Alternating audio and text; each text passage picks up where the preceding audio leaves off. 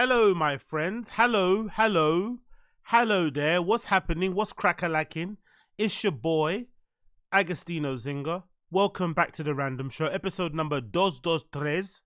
223 of the Agostino Zinga Show. What's happening? What's crack-a-lacking? Hope you're well. Hope you're receiving this live stream well, wherever you may be. Hydrated, limbered, all that good stuff in between. I'm feeling amazing. I've actually got, oops, I turned the microphone down on my flipping phone there. I've actually got a mug of coffee here, ready to drink, ready to go. Hope you're all well. What's going on? Hope you're well. What's happening? Hey, yo, big up the stream chat. What's happening there? Gabriel Footballer, I see ya. Young Old Vibes, what's happening? Jody the Flame, what's good? Cordy Mace, I am Sin. How you doing, darling? Silver Wench, Koila, what's happening? What's good, my guys? Hope you're all well, hope you're good. Thank you for joining me. Always a pleasure, never a fucking chore. Yeah, man, what's happening? Let me know in the stream chat. Let me know what you're doing. What are you actually doing at this very minute? Let me know in the stream chat what you're doing exactly at this very minute. Are you washing your ass? Are you clipping your toenails? Are you putting your kid to sleep? Are you suffocating your wife? All right, what's happening? Are you kicking your dog down the street? Let me know in the stream chat what you're doing at this very minute. At this very minute, I've got a nice mug of, boiling hot coffee in this mug right now that I'm guzzling on. And yeah, we're going to be streaming today for a few hours, and I'm going to be heading off to the gym and then coming back and going to sleep and then starting the week again. You feel me? Little Sunday gym session a bit later, so I'm letting some of my clothes dry as well because they're all sweat. I don't know if you guys do this, but sometimes I reuse my clothes. So I went gym yesterday, but my stuff isn't dirty enough to wash. I don't want to wear a new thing and just have that get dirtied up. So usually I'll stretch out workout gear for 2 sessions. I know it's disgusting. I don't like to admit this type of things, but I do like to stretch out workout gear for 2 days. So I'm going to reuse the same stuff I used yesterday today. So I'm just currently letting it dry out. Bit disgusting, but it is what it is, you know. Big up everybody in the stream chat. Appreciate all of you. Oh, it's Cinco de Mayo. Yeah, fucking hell. Big up. Okay, cool. Nice one, Koila. Baseball. Big up Sub Singer. Have a good show. Thank you, Jody LaFlame. Podcaster Balls watching Liverpool beat Spurs. Nice. Daniel Clements is on the slopes. Nice to see. I'll be back on that probably end of the month. But for now, you know, I'm being an educated and a good boy, and I'm abstaining. Let me should I put the microphone like this so you can hear me that way? Anyway, it doesn't matter. Big up you. Big up I am Sin. Thank you. Oh, by the way, thank you for the nice words, but honestly, bro, I only got a few comments on there already, but now I know why I don't do fucking music reviews. Yo, Stanship or Standom is so gross, isn't it? Like, I don't know about you guys, but I'm a lover of all music. I know that's very basic bitch of me. I know that's very matcha latte of me. I know that's very avocado and toast of me, but I'm a lover of all music. Yes, I have some favorites, but I love everything. I love everything that's good. Anything that's good, I'll fucking dance to. I don't give a fuck. So I can sit there as a Drake fan and say, yeah, I think Drake has won some rounds, but overall, Kendrick is definitely up. In my opinion, I think he's up 3-2. If I was being very charitable, I'd say 4-2. But some of the Kendrick fans in my comments, yuck, man. Ugh. They were attacking me and shit, calling me names. Telling, you know, like why is it fuck me for? Just because I like one guy, you like the other guy. Like, I don't even care that much. Like, relax, bro. It's like, whoa. Calm your horses down. Everybody relax. None of these guys know us. Drake doesn't know me. I would love if he did. Kendrick doesn't know me. I would love if he did. But, you know, they don't know any of us. Let's all relax and take a seat back and just enjoy the fucking show. Very rarely do we get 2 high caliber MCs, rappers, artists at their level going at each other like this, saying each other's names. When's the last time you heard a rapper say the other rapper's name? Everyone's always subbing. They've called each other by their first name and by their fucking artist name. When's the last time you heard a rapper say that? No one does that anymore. Everyone's indirects. So the fact that they're going at each other directly, that should be fucking fun. And they're turning these records around in fucking quick succession. They're turning them around. Kendrick is turning around records within 24 hours, bro. Sometimes within the fucking hour. That's insane to see these guys crafting these bops within the hour. it's like another level. It's showing us what's possible with these guys when they're pushed, especially Drake.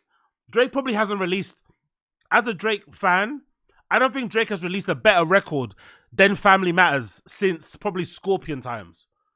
But why did he release that? Because he got pushed.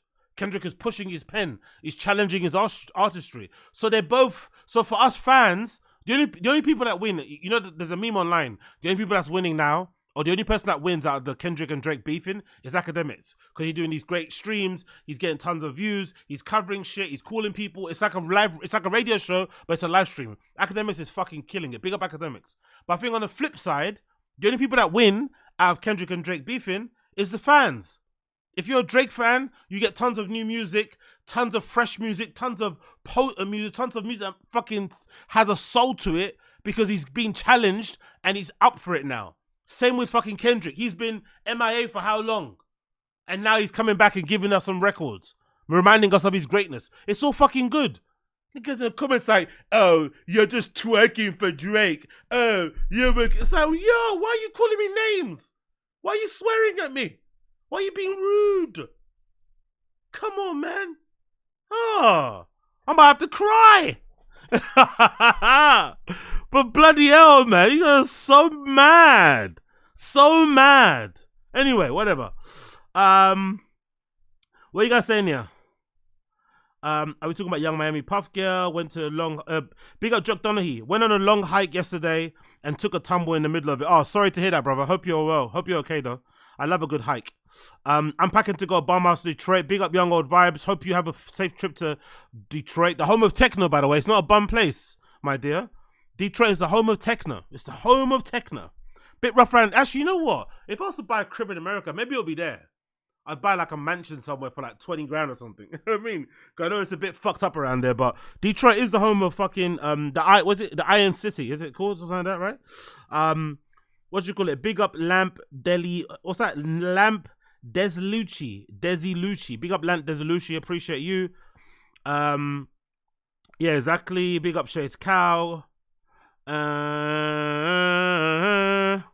Who else is here? Big up Podcastables. I saw you already. Assad, what's good, Assad? Hope you're well. Yeah, J. Cole won. Yeah, now everybody's realizing. Big up Assad Aziz. Now people are realizing why J. Cole dropped out. I understand why he did it. I still think he's a pussy for doing so. I think you just, you don't throw stones and hide your hands. You don't say, oh, it's my ball now, I'm going home after you fucking your team lost. You stand there and you take their embarrassment and you lose as a team together.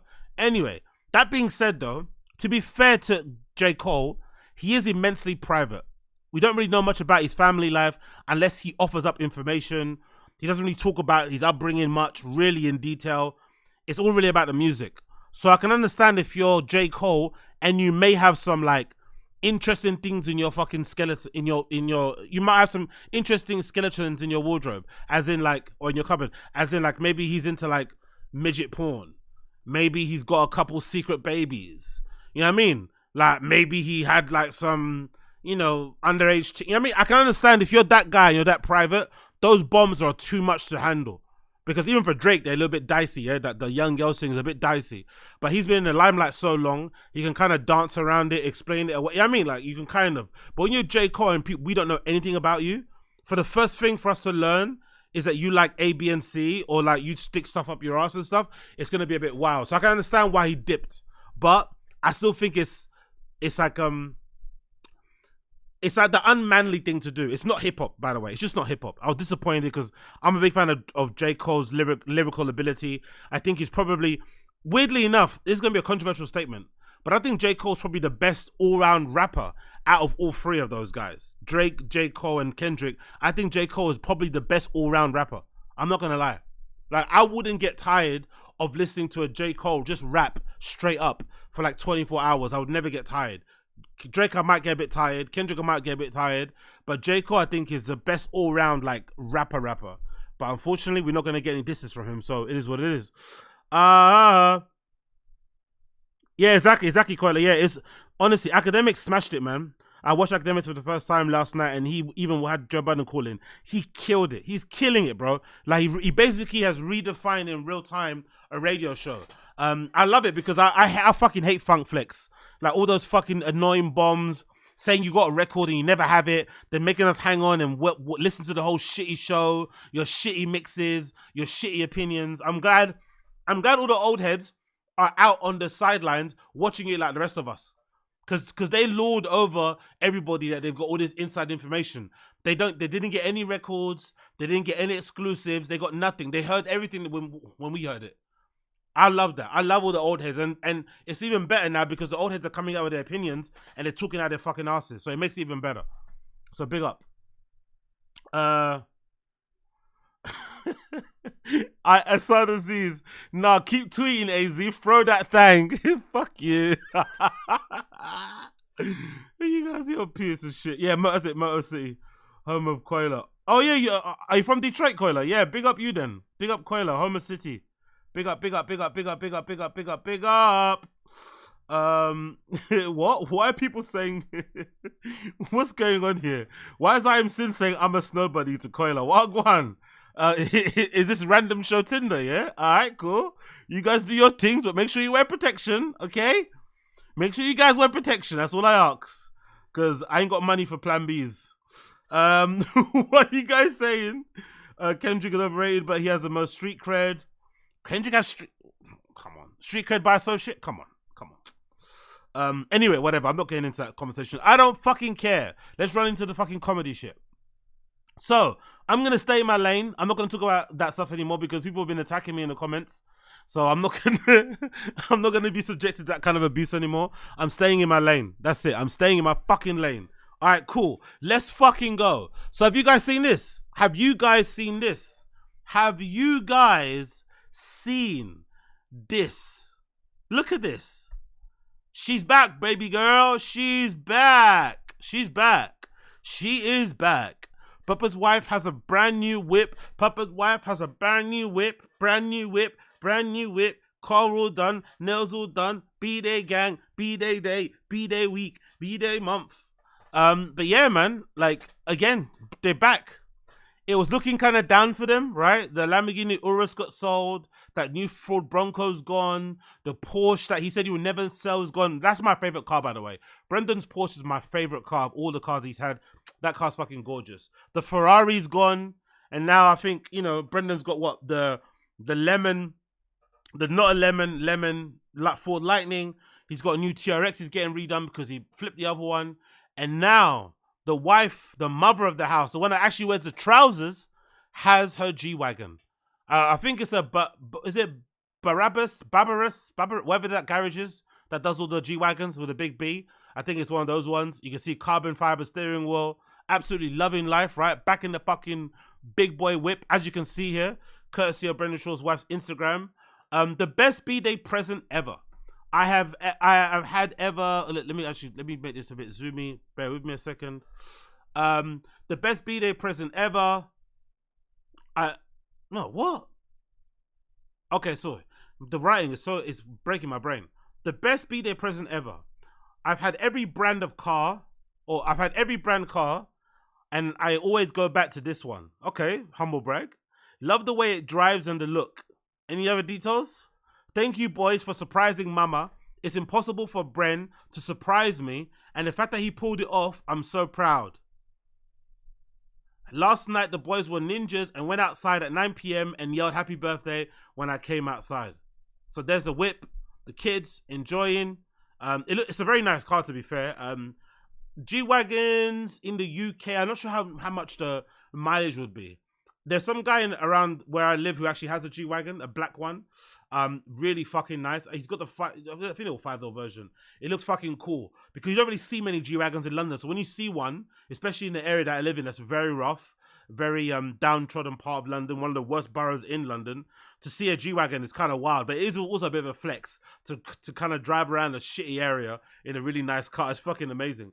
But it's very boxy and angular for my liking. If it was up to me and I had to buy like an old 4x4 looking car, I'd probably go for like an old Land Cruiser over a G-Wagon. I'm not going to lie. I know this sounds mad, but I would go for like let's do vintage Toyota Land Cruiser.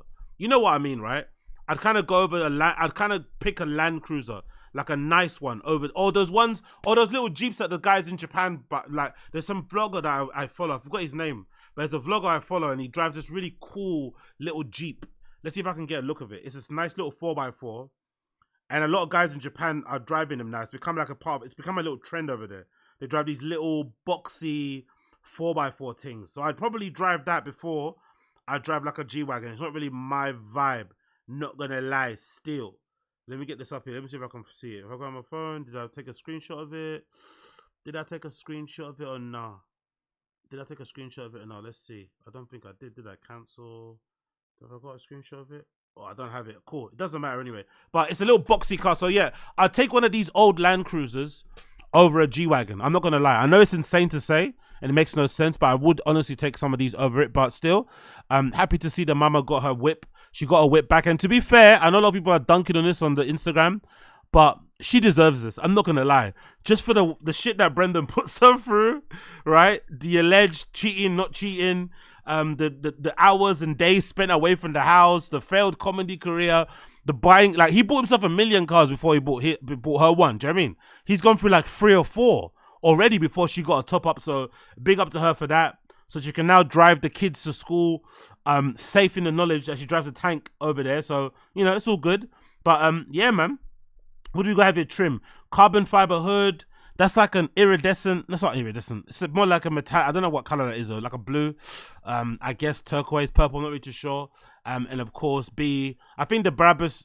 Maybe it's not a Brabus thing. Maybe because they put the Brabus thing on the grill here, on a Mercedes sign. But I did see the B somewhere. I think on the wheels, and it's got this really nice red or burgundy quilted interior on the inside. I don't mind it. I don't mind it. I don't mind it. I don't mind it. But again, I would take a Land Cruiser over that any day of the week. But big up to her regardless. Of course, we've got more pictures here again showing the what you call it, the ribbon on the actual hood of the car as it was delivered, right? The bow for me and the carbon fiber hood. Yay, yay, yay, yay. You know, and who said podcasting was dead, by the way? Someone said the podcasting bubble had burst. It doesn't look like it. It doesn't fucking look like it. Mama got herself a new G-Wagon, you know? And then we got obviously here, look at, this is the one that got me when I saw this on the gram. I saw this on the gram and I was like, what the fuck is this, right? So I looked at the picture. The picture is what it is, right? We're not going to comment on the picture too much. But then I zoomed in and I was like, what the fuck is that watch? I saw the watch, right? And I was like, that looks like a really nice watch. It's on Apple Watch. So I decided to take a screenshot, put it into Google image search, and look what popped up. It's a Cartier Santos de Cartier watch, medium model in with this alligator strap, and it's £6,750. Yo, I'm not pocket watching, which I kind of am, but I'm not pocket watching. But how the fuck did they afford this shit? Okay, the car's on lease. Let's say the car's on lease. Okay, cool. The car's a lease. Fine. But then, how do you explain this? Did they also lease a watch? A nearly $7,000 watch with a podcast that gets barely 50,000 views. Yo. Look at that. Mama's got a Cartier watch, a G-Wagon. What else? Birkin. Like, how do they live? How does he live like a retired footballer who now presents on ESPN, but he's got a podcast that barely anyone listens to? He quit. So that's the thing that doesn't make any sense to me. I want to just get all my pocket watchers in the chat to chime in.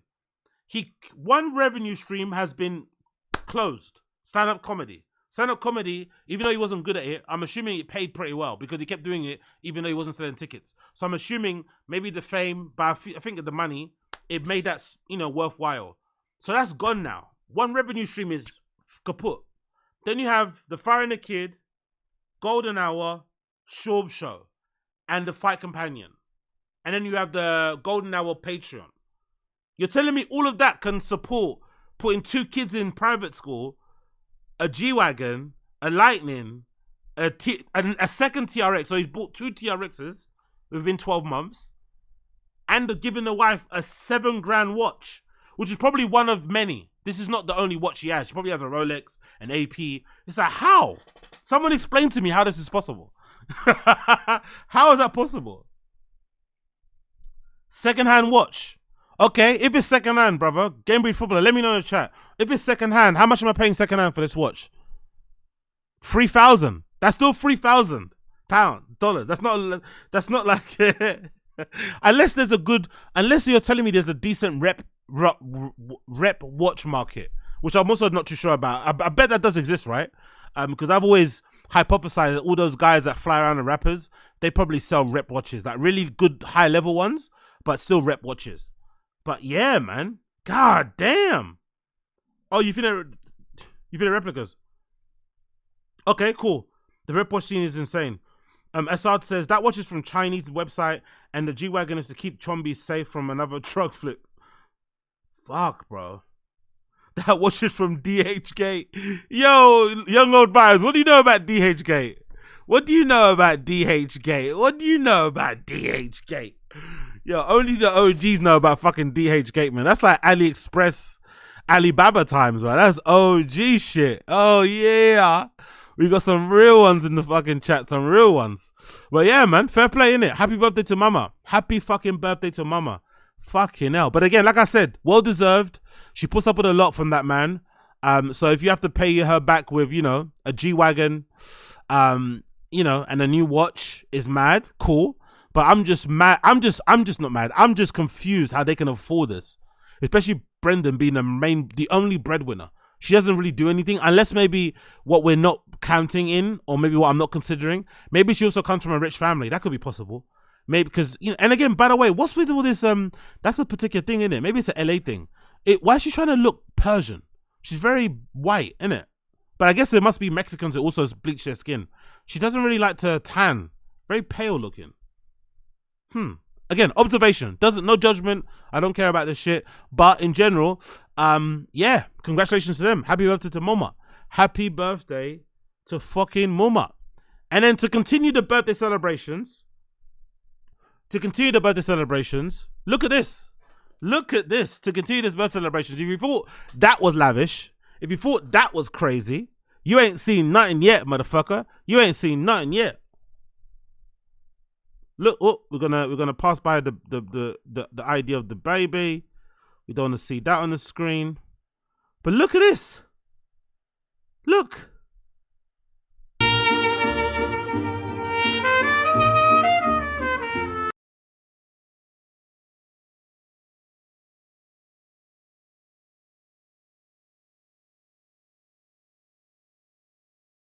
How the fuck are they living like this? This is wild.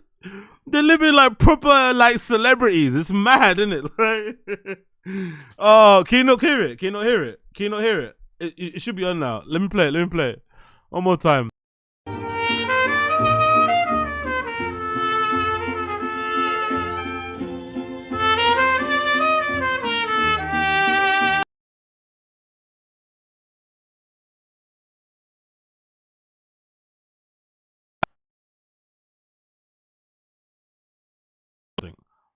To get them to come in their full garb, instruments out and shit. Is that a lot of money or shit? Huh? Wagwan. Someone tell me.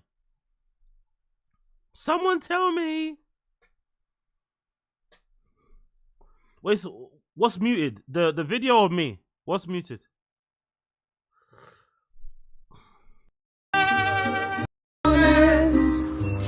Fueron teniendo las botellas, vivieron el vive.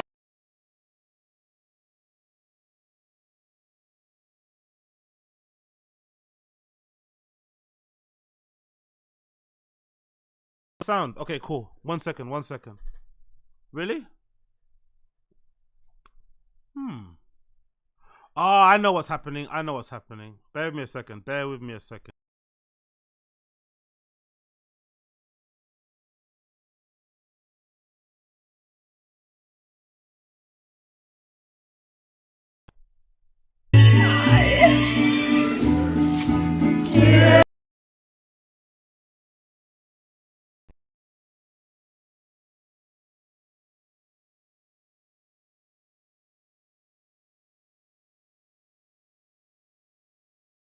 Cool. Let's see if that works. Let's see if that works. Let's see if that works. Let's see if that works. Does that work? Hold on, let's see. Let's see if that works. Bear with me a second.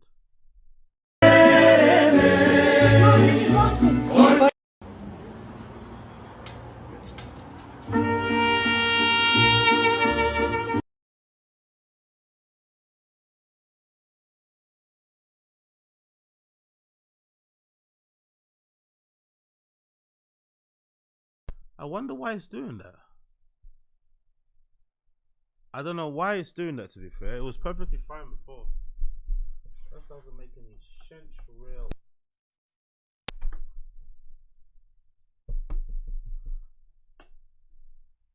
Oh, now I got it. I got it now. I got it. I got it. I got it.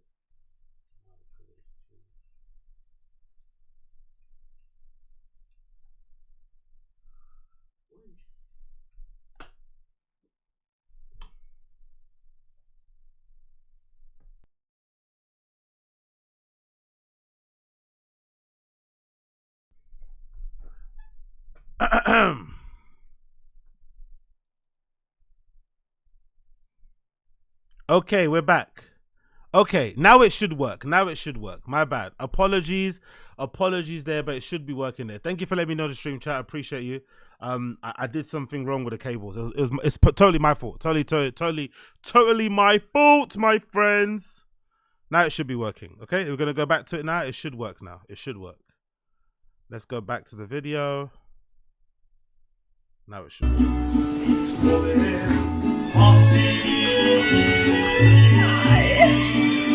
can hear me now, right? I'm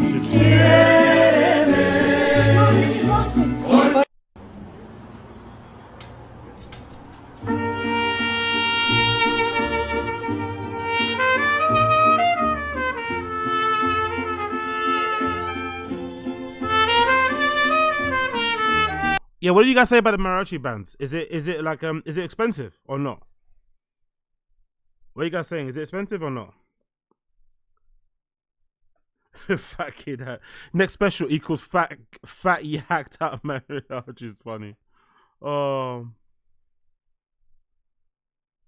What's happening? Is it still muted? Or am I good?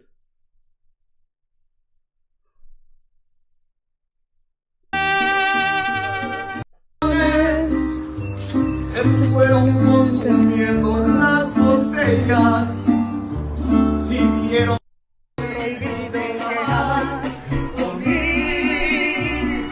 Lástima que no te deja, porque al mismo cielo yo te haría subir. Is that the mum? Yo, the mum would get tear down, innit? Is that Mumsy? Is that the Mumsy? Yo, the Mumsy would get torn apart, innit? No cap. The Mumsy would get torn apart. God damn. That's what the mum looks like. Shit. Is that Abuela? Is that fucking Abuela? Fucking hell. She'd get...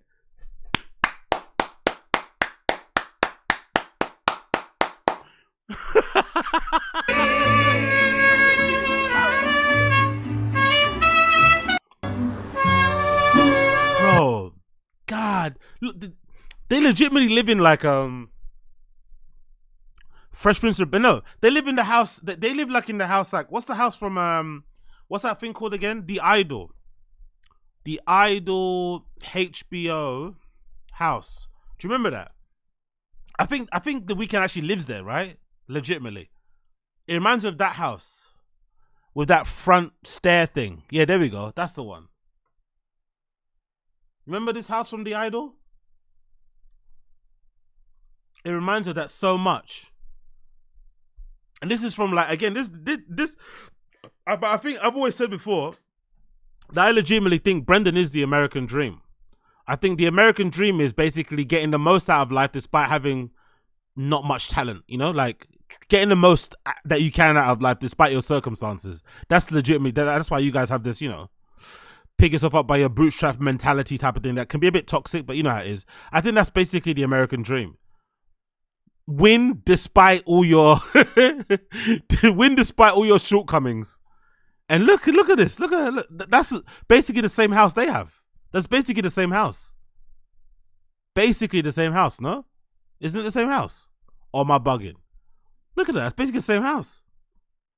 It's fucking crazy, bro. They smashed it. And this is Papa again. Not funny. We all think he's got a crap podcast. Or it's gone rubbish. It was good at the beginning. It's gone rubbish. He's fallen out of favor with Rogan.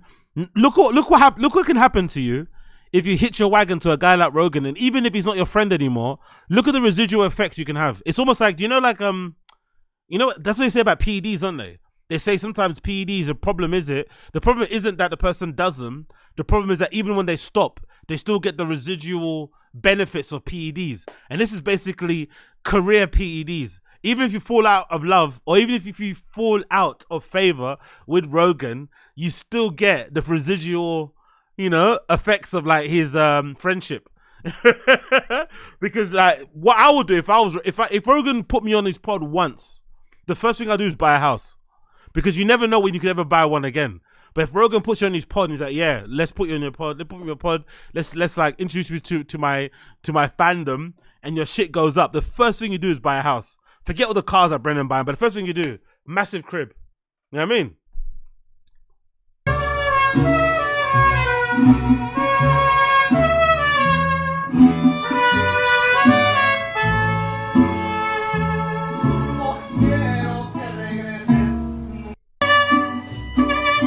That is a legitimate. I know it's LA.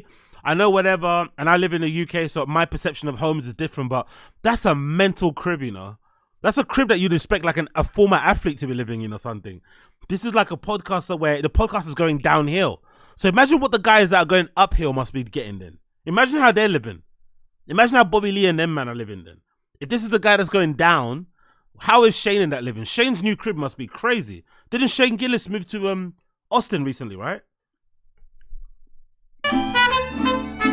Yeah, exactly, MK. This is meant to be exactly MK. This is meant to be the downgrade. This is the downgrade.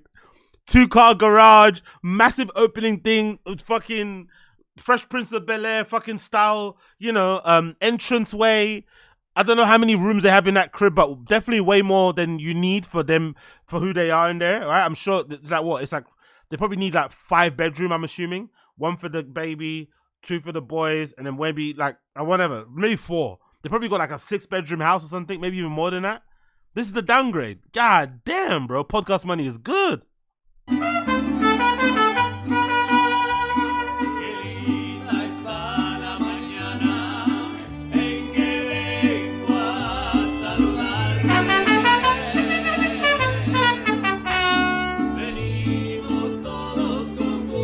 Oh, was that Papa there as well, by the way? That was Papa there, right? Who's Papa talking to? Of course, Papa hates the Mexican shit, innit? Of course, Papa's hiding. Was it him hiding in the corner somewhere? Yeah. There's Papa hiding in the corner talking to the other dude. Like, he hates all that shit, innit? This side of the family he hates. He's hiding in the bushes like BGL. Huh? Like, hiding in the bushes like BGL.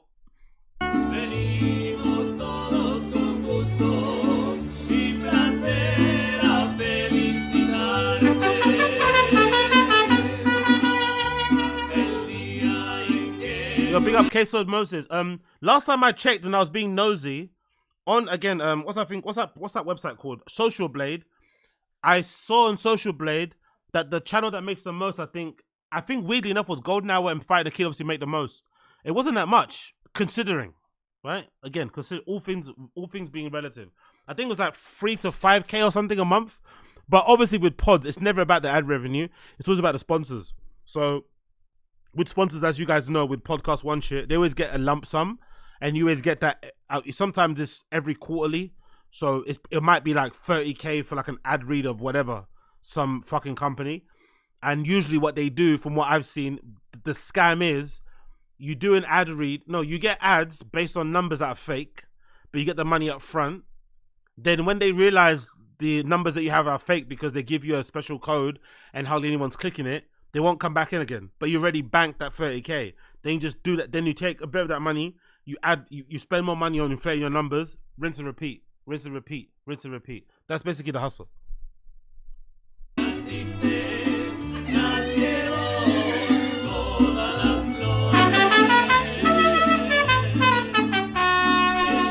Yo, big up Sarlux, appreciate it, brother.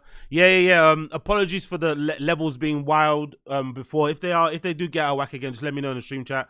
I did like 5 minutes of work, nothing crazy. Went on YouTube and just did a bit of jiggling around and shit.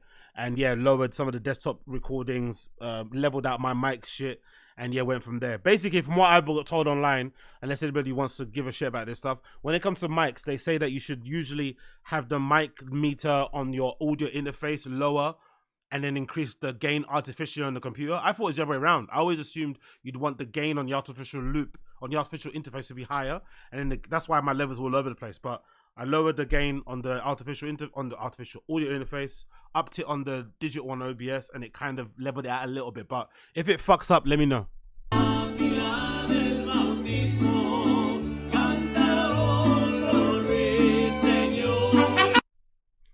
And yeah, man, fair enough, innit? Fair enough. She had a fucking amazing birthday, mariachi band, food and shit, enjoying fucking life, driving the fucking big boy whip, as you can see here, right?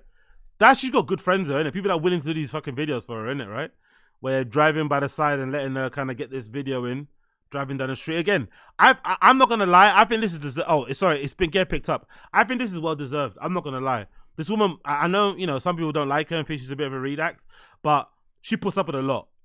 Being with Brendan is a lot, right? There's a lot that goes on, and I think this is more than deserving. She's more than deserving of this preposterous car, preposterous lifestyle, given that she's basically a nobody, but still well deserved. Happy birthday to Mama. Happy birthday to Mama B. Shorb. She got everything she wanted and more. We love to see it. We love to see it. Anyways, moving on. Oh, by the way, I want to give a shout out to my boys over at Kino Clips. Was it Kino What's it called again? Sorry, I forgot the name. I keep fucking up the name. I want to respect the fucking show. I just discovered it. Kino Casino Clips. I've been watching a few of their clips online. Really good. They cover loads of fucking locales and shit. One in particular that I love, who's very, I won't say under the radar, but doesn't get a lot of love online, is Mersh from Revenge of the Sis. I used to watch Revenge of the Sis. I know that sounds wild, but I used to watch it. When they first came around, I used to actually enjoy listening to Mersh and fucking Royce in the background. But I don't know what happened. I just stopped listening one time. I just kind of got over it. Maybe because I started listening to it during the pandemic, and then when the pandemic was over, I didn't really give a shit about what they were talking about. And then I realized the reason why I stopped listening to it is because it went to shit. They kind of stopped, they kind of started, thinking the shits didn't stink. Mersh became a bit insufferable when he started doing his own thing. I found it odd. I think there was a time when I realized, I think I saw online, maybe on the Mersh Reddit, that allegedly he was like living with Royce on his couch for a long time. He didn't have his shit together. The thing with the cats, the smoking the cigarettes, the stories about being a fucking bouncer or a DJ at strip clubs again and again and again. I don't know. I just got bored of those guys, didn't it? But unfortunately, or fortunately for me, and for Casino Clips, Kino Casino, sorry, Mersh has turned into a bit of a locale. Royce has kind of got his life together a little bit. He's on the roids and he's working out a bunch. He looks fairly okay, whatever. I'm not too sure if that all that stuff about him being into like what's that thing called, swinger stuff, allegedly derailed him, but he seems to be doing okay. But Mersh is definitely spiraling. He's going through it on camera all the time. And I found this rant from Kino Casino talking about Mersh to be legitimately one of the best rants I've seen in a long time. Pay out the rest of my contract. I don't care anymore. I'm fucking telling the truth here. Mersh, like, if you're violating the terms of service on Rumble, bud, which is really whatever they dictate that it is, then they no longer have to pay you the contract because you will have violated the terms of the contract. Yeah. Do you understand that? They're not going to pay you the rest of the contract if they boot you off the platform, you dummy. Like, well, yeah, the contract... we're supposed to believe that Mersh's ironclad legal support team went over the Rumble contract with a fine-tooth comb and put like a guaranteed clause in that Mersh gets this money no matter what. Like, what a fantasy land we're living in here. And this whole time, Mersh is pretending like he's this big dog, like this king. He's above the advertiser. He's above Rumble. When in reality, he's a dirty, begging peasant that owes everything that he has to the IRS and more, hasn't paid his taxes, struggling, hates his life, drinks his fucking sorrows away and pops pills and smokes darts to forget. Like, it's sad. Honestly, all time fucking rant. I fucking love these guys. Really, really love these guys. And yeah, I don't know what happened to Mersh, man. That guy's brain broke. I don't know why going for him. The Rumble thing doesn't seem like it's working out too tough. I remember they were really angry one time. What happened? They went to some sort of convention or some event and they weren't getting love from the Rumble team. The Rumble guys were kind of avoiding them. And they feel like they should get a lot more respect and they weren't getting it. And they were pissed off that, you know, guys like Sneeko and all these young, cool, super popular kids were getting all the love. It's really dumb. But yeah, I found all that stuff to be kind of sad. I'm not going to lie, to see those guys kind of getting ghosted, kind of getting big timed by people that are supposedly meant to be their employers. Big up Coiler. Every time I hear Mersh voice in a car, I go to the gym. I'm afraid a fat loser is contagious. Exactly. Yeah.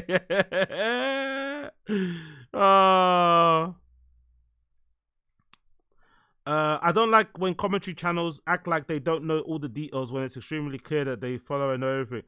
No, like, are you talking about me? I don't know exactly. Again, I haven't really followed the Mersh thing since Revenge of the Sis. I don't really follow the Reddit anymore. Too tough, so I don't really know all the ins and outs. And Mersh isn't really well covered online as a locale. He should be, because he's an amazing locale. He's got, you know, he gives up so much shit online, and he's a bit of an idiot. But yeah, I don't really know much about what's going on. Okay, sorry. I'm talking about. Okay, cool. I don't know about you guys, but I enjoyed this show during COVID, man. I don't know. I enjoyed it. I think maybe because they're covering all the political stuff and shit, but it was quite good during COVID. I don't know what happened, why it fell off, but I don't think they're even on YouTube anymore, if I'm not mistaken. I think because these guys mentioned before, I think they got kicked from YouTube. I don't know. Sorry. I don't know if they got demonetized. They might have got demonetized and then they decided not to post any videos on here anymore, or their channel got completely deleted. I'm not too sure. But they were a good channel, man. They were pretty decent. And they started covering some Brendan stuff towards the end as well.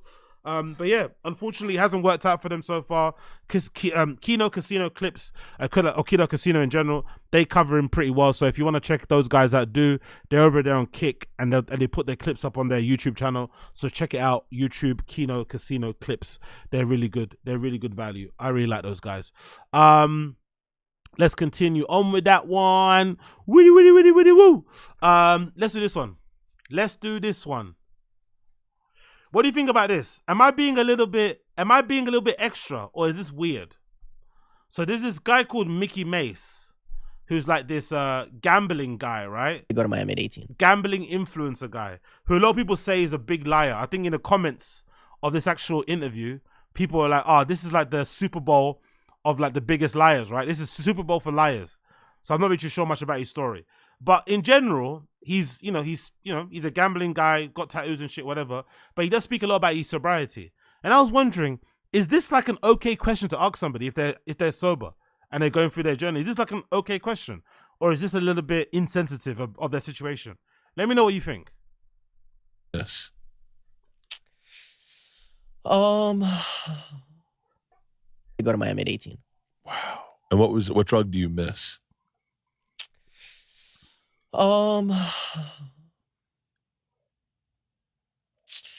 It's hard to say. I think it would be real. Like, is that insensitive to ask somebody that's going through sobriety, what drugs do you miss? Or is that perfectly okay? Really cool to be able to drink successfully. It's awesome.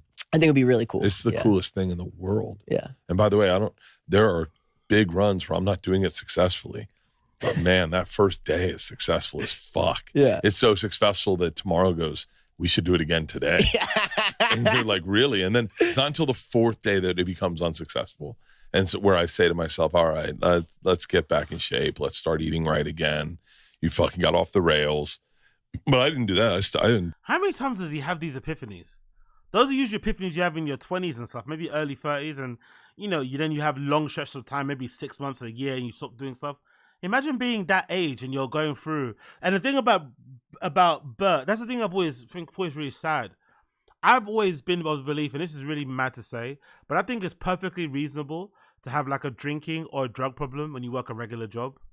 Having to kind of get up every morning and go to a job that you hate, having to maybe be around a family that you can't get rid of or you can't escape from and shit, and friends that you don't really like anymore in an area that's fucking depressing you, kind of comforting yourself or maybe numbing the pain through booze and drugs when you're a regular working person makes all the sense in the world. Do what you do. I'm never going to judge you.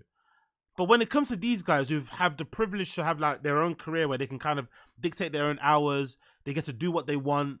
As Brendan would say, they talk into a microphone for a living, or they talk for a living. Getting fucked up every day like this must be, doesn't it start to get boring? That's what I'm saying. Only that. Forget whether or not he's a functional alcoholic or not, but like, aren't you bored of like waking up every day stinking of like beer, like every day? Because one thing when you're doing it on the weekends, when you're a working person, you might have a little midweek sesh, but this guy's he can do it every single day if he wants to until the end of the time, and it's perfectly okay. Doesn't it get boring after a while or not? I didn't drink. I don't know. I guess I drank pretty successfully my whole life, but like lately I've dialed it in to where I give myself, I like to get on the horse bareback and run for a little bit. And then before the horse starts, I start realizing my arms are getting tired, my legs are getting... That's a very good point, Game Breed Footballer. He is kind of boring, isn't it? But that's the fascinating thing about him, is that I think the fascinating thing about Bert is that he's very boring, but he doesn't try to appear interesting. But people love it. That's the thing that's genius about him. As opposed to like a Brendan. Brendan's also very boring, but he tries to pretend and tries to act and do things that an interesting, cool, popular person would do. He tries to like cosplay as like a big time celebrity when he's not really. Whereas Bert kind of like knows his lane. I'm the fucking adult frat boy thing. I'm the granddad frat boy thing. And just he sticks to it. T-shirt off, beers down, woo! T-shirt off, beers down, woo! He does that and he just keeps on doing it. Rinse and repeat, rinse and repeat. And people love it. So, I don't know. That's the thing. He's boring, but he's also not trying to pretend he's not boring. So, do you have to respect him for that a little bit? I don't know. Getting tired. Oh, you're talking about a real horse. You like to ride horses. I love riding horses. Okay, gotcha. But I consider the alcohol the horse. Okay, so this is a metaphor we're using. Metaphor. Okay, understood. Yeah. Ride the horse is so fucking fun. And then you got to get on the wagon. Let the horse get hitched up and get on the wagon and go, all right, we're good. But yeah, drinking successfully. Yo, big up Ruben Rivera. Big up Ruben Rivera. I see you there. Big up Proben1872. Long time no see, brother. Hope you're well. Yeah, you missed all the fun drinking. You missed like a martini at a steakhouse. I know, exactly and right. You missed a wine run. Like wine runs. Like when you're an adult and you get into wine, that's cool as shit. You missed like By the way, controversial opinion. Wine isn't really that cool. Wine isn't really that cool. I don't think the first sip of wine could ever match the first time you have beer and enjoy it. Never. There's nothing like having a cold, like I'm imagining it now when I went to Berlin for the first time, and Berlin was the first place I went to that gave me, no, actually, I lie. I didn't actually. The first time I ever got a beer in a chilled glass was in LA when I went to that Rainbow Bar Lounge place. The one that guy from, I forgot his name. The one where all the fucking hookers go to and all the rock guys. Woo! Big up. Bert Kreischer has never been funny on these podcasts.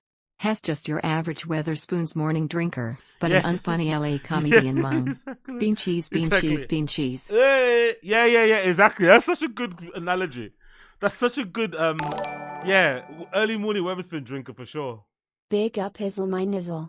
Yes, Adzi. Big up Addy Z. Well done. What's going on? Not well done. Thank you for joining us. Big up Addy Z. Thank you for joining us, brother. And big up to Wingus McDingus as well. Appreciate both of you. Yeah, man. Yeah. Let's just continue. Missed like, God, you missed a lot of fun drinking moments, like vacation margaritas. I understand. Oh yeah, that's what I was talking about. Sorry. So the first time I had a chilled beer was there. Yeah, that Rainbow Bar and Lounge, and I don't think maybe I'm an idiot. Maybe I'm a fucking simple boy. But I don't think wine could ever match the taste of a beer in a chilled glass, like a proper nicely poured pint in a nice frosted glass, like that. Oof, so fucking refreshing. Wine is a little bit like, wine is shit. And also, I hate this new breed of like wine drinkers, especially black people who think when they drink wine, it makes them smarter or something. Like every sip of wine is going to add a point to their IQ or something. It's like, it doesn't work like that. But anyway, what do I know? The concept where somebody will wake up during the day, like on a Saturday morning, and say, hey, I'm going to black out tonight. That's so fun. And then choose to do it. It's so great. Mine was never by choice. Oh. So, I never had that experience. And you want to know something funny? My favorite alcoholic beverage is one that I've never even tried. What is it? White Russians. Oh, they're amazing. Exactly. I would so know. Good. I know let that me, Let me walk you through the chick you never fucked. You get to an airport. Yeah. It's 8 a.m. You get to the airport and it's 7:45, and you walk up to the bar and you say, hey, are you guys serving? I've never in my life had the compulsion to have a drink, an alcoholic beverage in an airport, ever. Maybe one of my rituals, and a few of my friends and people that I know do this before. One of the great things about going to fly, especially in the UK, is that you go, because I don't really live near like a pret-a-manger or something, right? Or a pret-a-manger.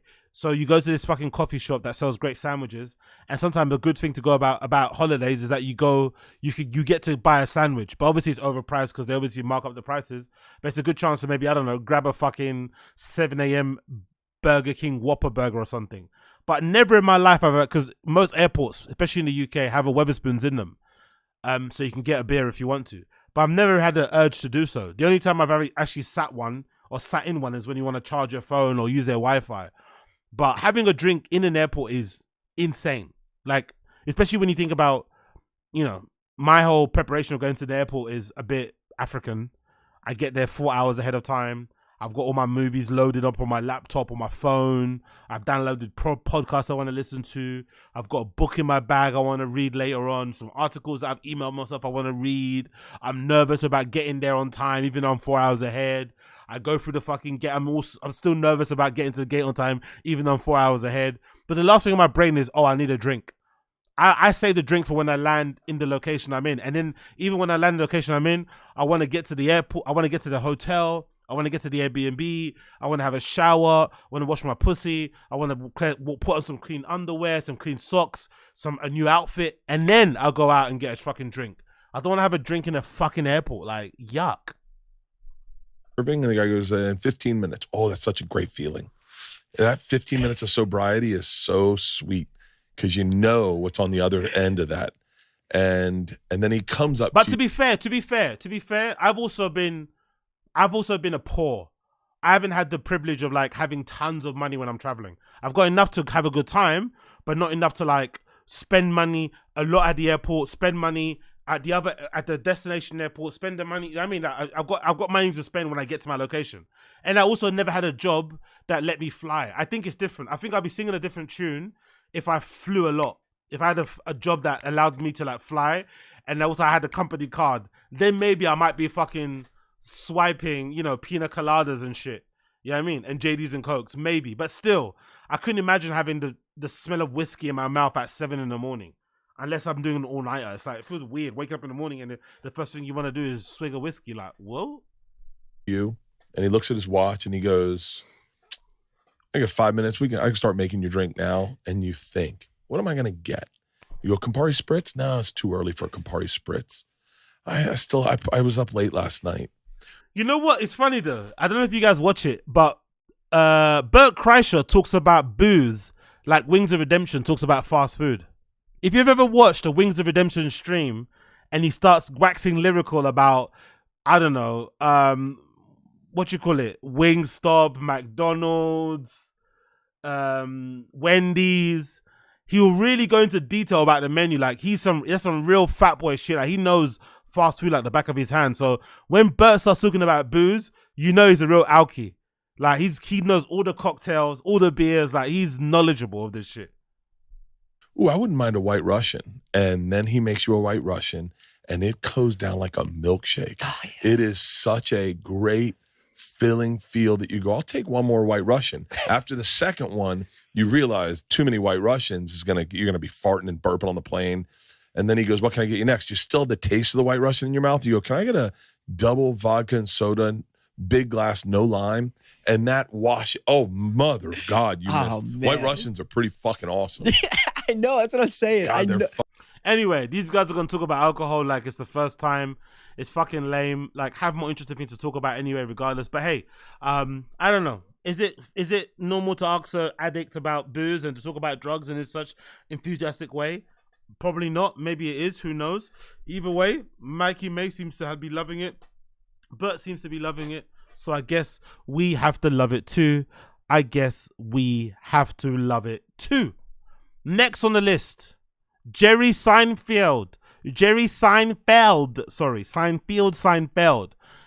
Was recently on Neil Brennan's Blocks.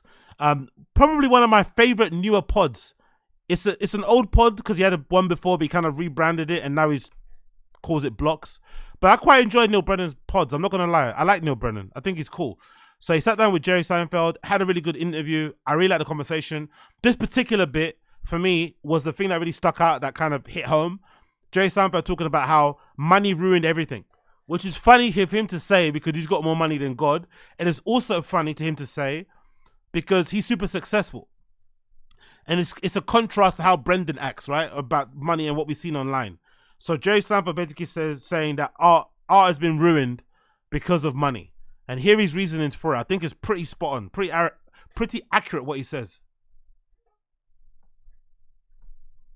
Yeah. I loved it. So you love bits, you love messing around, you don't want to get a real job, and you're like, let me get into that, right? Neil, in the 70s, this is the tragic turn of American culture. And this was explained to me by Mario Joyner, who cracked this puzzle that I could not figure out. What the hell happened that money became everything? What happened? Because it was not in the 70s. In the 70s, it's how cool is your job? How cool is it what you're doing? If your job's cooler than my job, you beat me. And no one said, how much are you making? Oh, you're doing okay. You're making as long as you could live, who cares? And Mario Joyner explained this to me. He said the 80s was the first time that young guys could make a lot of money fast. Yeah. And when he said this, it made me automatically think about the podcast boom. Maybe that's what ruined actual stand-up comedy. Because for the longest time, these guys were trying to, they all think they're super funny. They think they have something interesting to say. They think they have an opinion that's worth sharing. They have interesting perspectives, whatever it may be. You're doing that. And then when you do that, I think when you do stand-up comedy at the beginning, it's almost like DJing. Because I always use that example. I know some of you guys hate it, but I think it's very similar in that when you start DJing, all you want is to have gigs to pay your rent. That's all you care about. You want to play more often, and then once you play more often, you want to make enough money so you can pay your rent from just playing music and just DJing. Same thing happens with stand-up comedy. But then stand-up comedy, they had an interesting spell where suddenly now podcasting becomes a thing. You can now make money from podcasting, where you can make more money than you've ever made from comedy ever. And it can take you from being a middle-class person to upper middle-class person straight away, maybe kind of overnight. And maybe that's what ruined everything. Because then it became less about the quality of the comedy, the quality of the podcast, and became how much money can I squeeze out of this thing that I'm doing? How many tours can I book per year? How many pods can I put out? How many new sponsors can I get on? How many new shows can I do, podcast shows? That's probably the main reason why we're in a situation we're in at the moment. That might explain it. That because you don't really hear a lot of these guys. Think about yourself. Apart from maybe a few pods here and there, you don't necessarily hear comedians trying to be funny. And you also don't hear about them pontificating or waxing lyrical about the fucking joys of joke creation. The struggle of writing, how to record something, struggling on a certain bit, what words to use, what inspiration you take, blah, blah, blah. Nah, it's never really about that. It's all current pop culture shit, money shit, hustle shit, work hard shit, work ethnic shit. It's never about how funny. Rarely do you hear these guys say, oh man, I'm really happy with this special. It might not be the most commercially successful one, but I really feel like I'm really funny. I really feel this is my funniest pod. I really feel this is one of my funniest ever stand-up specials I've ever done. Like, I really do think I've laid it on thick. I switched it around. I put the end at the start. I put the start at the end. And I think I really came with it. Usually I don't talk about these type of topics, but I went to set myself a challenge and try and make this topic really funny. They don't do that. It's always about book the best theater, the biggest place, the most seats, get it on Netflix, get that check, and then continue on. Yeah. Never existed before. Rich guys were Aristotle Onassis, Andrew Carnegie, shipping, iron. Yeah. You know, you couldn't. Not even oil. You couldn't. Iron. Something more obscure than oil. Yeah. You couldn't make a lot of money fast in those days. Yeah. And some of those guys good. Edison, Ford, you know. Yeah. All of a sudden, everybody, all sharp guys in the 80s could make a ton. And some dull guys. A lot of dull guys. Like A lot anyone of dull guys, yeah. could make a lot and of it money. has poisoned our culture to this day. It's poison. I said to my kids, I had a bunch of people, I had a bunch of kids around the table last night, and I said to them, some of them are just starting to work. I said, if your work is unfulfilling, the money will be too. Yeah, you one time said if you get good at comedy, you'll get the money. Just get good at it. Oh, unfortunately, that's not how it works now, and that's not the most. That's probably the Brendan. He did the opposite. He got the money first and then tried to get good later. Too late. Because I have sympathies for the guy. Imagine going from doing theaters and now suddenly you can't sell out comedy clubs. You'd probably quit too. If you start with theaters and then now you're suddenly having to play comedy clubs where you can't literally sell out a 50 capacity venue. You know, that's the difficult thing. There's just too much money involved in it, or there's too much potential money to be earned to give anybody the incentive or to give anybody the encouragement to try and make good art, especially nowadays. You know, why would you bother doing that? Oh yeah, like just get good at it and then you won't even think about it again. It's true of most things, but it's not even the money. It's the value of expertise. Right. The value of expertise is so far beyond anything, in my view. Yeah, I would agree. And I think in general, that's why I think I've kind of been, I think that's why I like doing this shit, to be fair. I just enjoy it, you know? That's simple, that. It's just fun. It's just fun to sit online, chat shit, point fingers and laugh at people who are on paper far more successful than you or I. It's just funny to laugh at them from time to time when they say shitty things. It just is what it is. But there's nothing deeper than that. It's just what you do. You just do that. You just keep doing it. Hopefully it works out. If it doesn't, it's just fun to do anyway as a hobby. Especially nowadays, I don't play video games and shit. What else would I be doing with my time? Scratching my balls, having a wank. Boring. Might as well get on stream and chat shit. So yeah, I wish people could go back to, you know, being purists in terms of, you know, what the art they put out, what content they put out. But unfortunately nowadays, there's no incentive to do that, you know? People don't really discuss stuff like that anymore. And again, that money is just it's too much at the beginning to kind of be that pure person. It's too much. Great. And the thing I want to talk about with you is that, so then you start doing stand-up. You do it and you have... Anyway, you get the point. You get the point. You get the point. That's that one. Let's move on from that. And then let's talk about some other shit now. We did all that stuff. We did all the clips I need to check out, right? I've done all the clips. So let's go on to some other shit we need to fucking go on and talk about here. Oh yeah. Someone definitely check on Papa. Big up the Find the Kids subreddit for this clip. Somebody has to check on Papa because God almighty, mate. It seems like everyone's moving on around him. Everybody is moving on around him. Look at this one. Someone check on Papa. Indeed. I can change my flight. All right. Well, let's see. Maybe I can change it. Move it around. There's plenty of flights out of Austin. It's a wonderful hub. It is. It's great. It keeps booming every time I was here. Last time I was here was COVID. Yeah, I don't think it's going to get too much bigger. I think we've reached peak. You think so? Yeah, I think that's You think Shane Gillis was the last citizen they allowed in? No, there's a few more coming. Joe DeRosa just got a place here. He did? Yeah, and Joey Diaz is getting a place here. I can't believe the two Joe D's are going to be here. Joe DeRosa and Joey Coco Diaz are going to be moving to Austin, Texas soon. And I'm assuming Joey Diaz took up Rogan on his offer to buy him a house. Rogan offered Joey Diaz a house and a Red Sea. He said, hey, Joey Diaz, I love you. You're one of my favorite comedians. Cocksucker. Come to Austin, Texas, please. I will buy you a house. He told him this from the beginning, though. from when they were in the old, when he was in that Tube podcast studio before he moved to this one. To be fair as well, I think that Tube podcast studio, that was much maligned. That was kind of the hate on that podcast location setup thing was a bit OTT. I thought that was quite cool. It was way more interesting than most people, more interesting than mine, right? That like sort of cylindrical sauna type of thing they had going on before he moved into this permanent studio. I quite like that one. So now I guess he's, you know, followed through with his promise to give Joey Diaz a house or to buy him a house. And now Joey Diaz is going to be leaving. I think he's in New Jersey, right? And heading to Austin soon. What happened to Papa's house? Why isn't Papa moving there?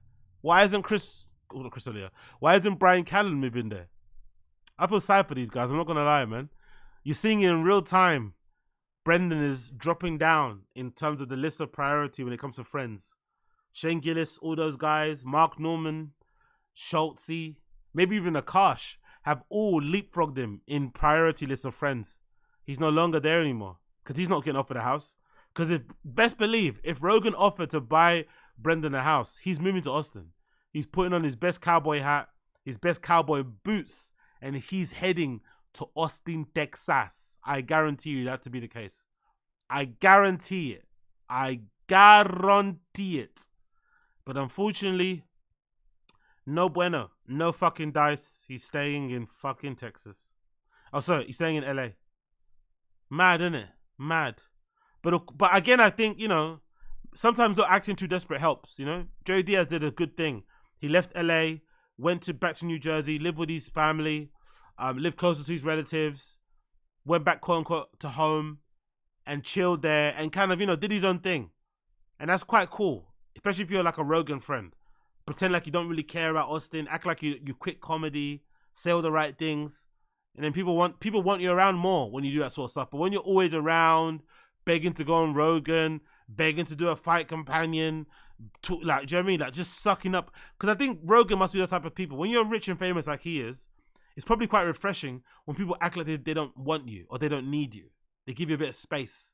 They're not always hitting up your line, asking for gigs, asking for spots, advice, blah, blah, blah. You know what I mean? Like, it's probably nice.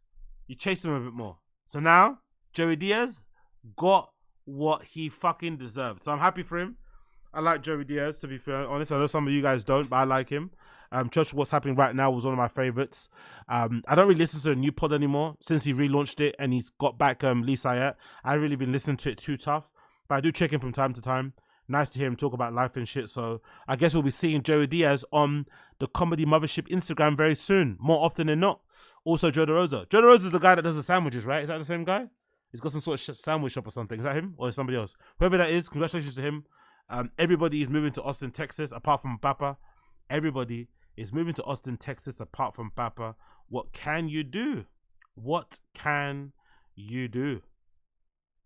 Bro, Joe would rather kick it with Akash and Joe DeRosa than Brendan and Brian. Exactly, Assad. Exactly. Just imagine that. Imagine telling yourself a couple of years ago that Akash would ever leapfrog Brendan in terms of priority. Because why did Akash even go on Rogan that time? Has he got a special that came out recently? Or am I bugging? Let me just check my phone. I don't remember if he released a new special. Why did he even go on fucking Rogan recently anyway? Just like a random pop-in. Just to hang out. Or did he drop a special? Maybe he dropped a special. Maybe that's why he was there. Oh no, he did drop a special, didn't he? Yeah, it's the one that we watched. My bad. I completely forgot. He dropped Gaslit. Yeah, he was there for a reason. He dropped that special called Gaslit. Okay, cool. Wow, bro. If these views are organic, fucking hell, Akash. Gaslit, the fucking stand-up special by Akash Singh. 2.3 million views on YouTube. Fair play. Fair fucking play. And all the clips are getting like 100K, 74K, 32K, 77K. There's a clip specifically. Oh, there's the clip where he speaks to the white girl that's also Indian or something. Or has an Indian, whatever, boyfriend. It's got 1.1 million views. Wow, bro. He's killing it. Okay, fair play, man. He's fucking killing it on YouTube. But yeah, it wasn't for me, but he's killing it. So congrats to Akash. And tears in the chat for Brendan. Tears in the blood clot chat for Brendan. It really is over before it fucking started, isn't it? It fucking is over. Talking about it being over, Can somebody in the stream chat, talking about it being over, can somebody in the stream chat please explain to me what the deal is with you Americans acting as if like everything is a fucking movie? What the fuck is going on here? Morgan Wallen coming out with Theo, I think at his sold out show, right? He did like a sold out show recently. Yeah, he's in Austin at the moment. Yeah, he did an Austin show recently. And he sold that bad boy out. And look at these guys walking out onto the stage. Like, what is this about? I understand that they're in that concert and it's his show, but there's almost like a feel like they're in some like movie. Like, do you know what I mean? Isn't it? Or is this, it's very theatrical. What's this all about?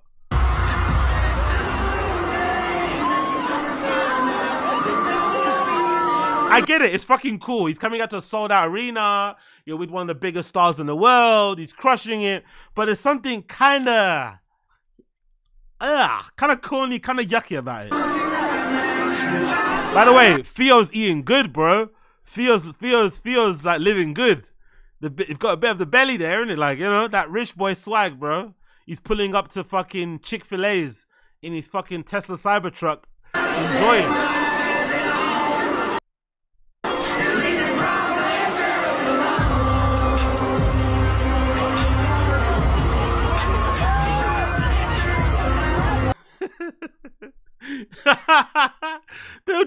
What is this? Can someone explain why you guys do this?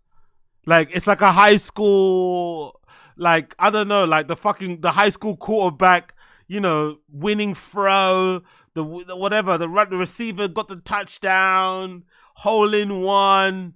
Like, what the bullseye? Like, what one for everything being like some, like, what the fuck is all this? What is this? Someone tell me.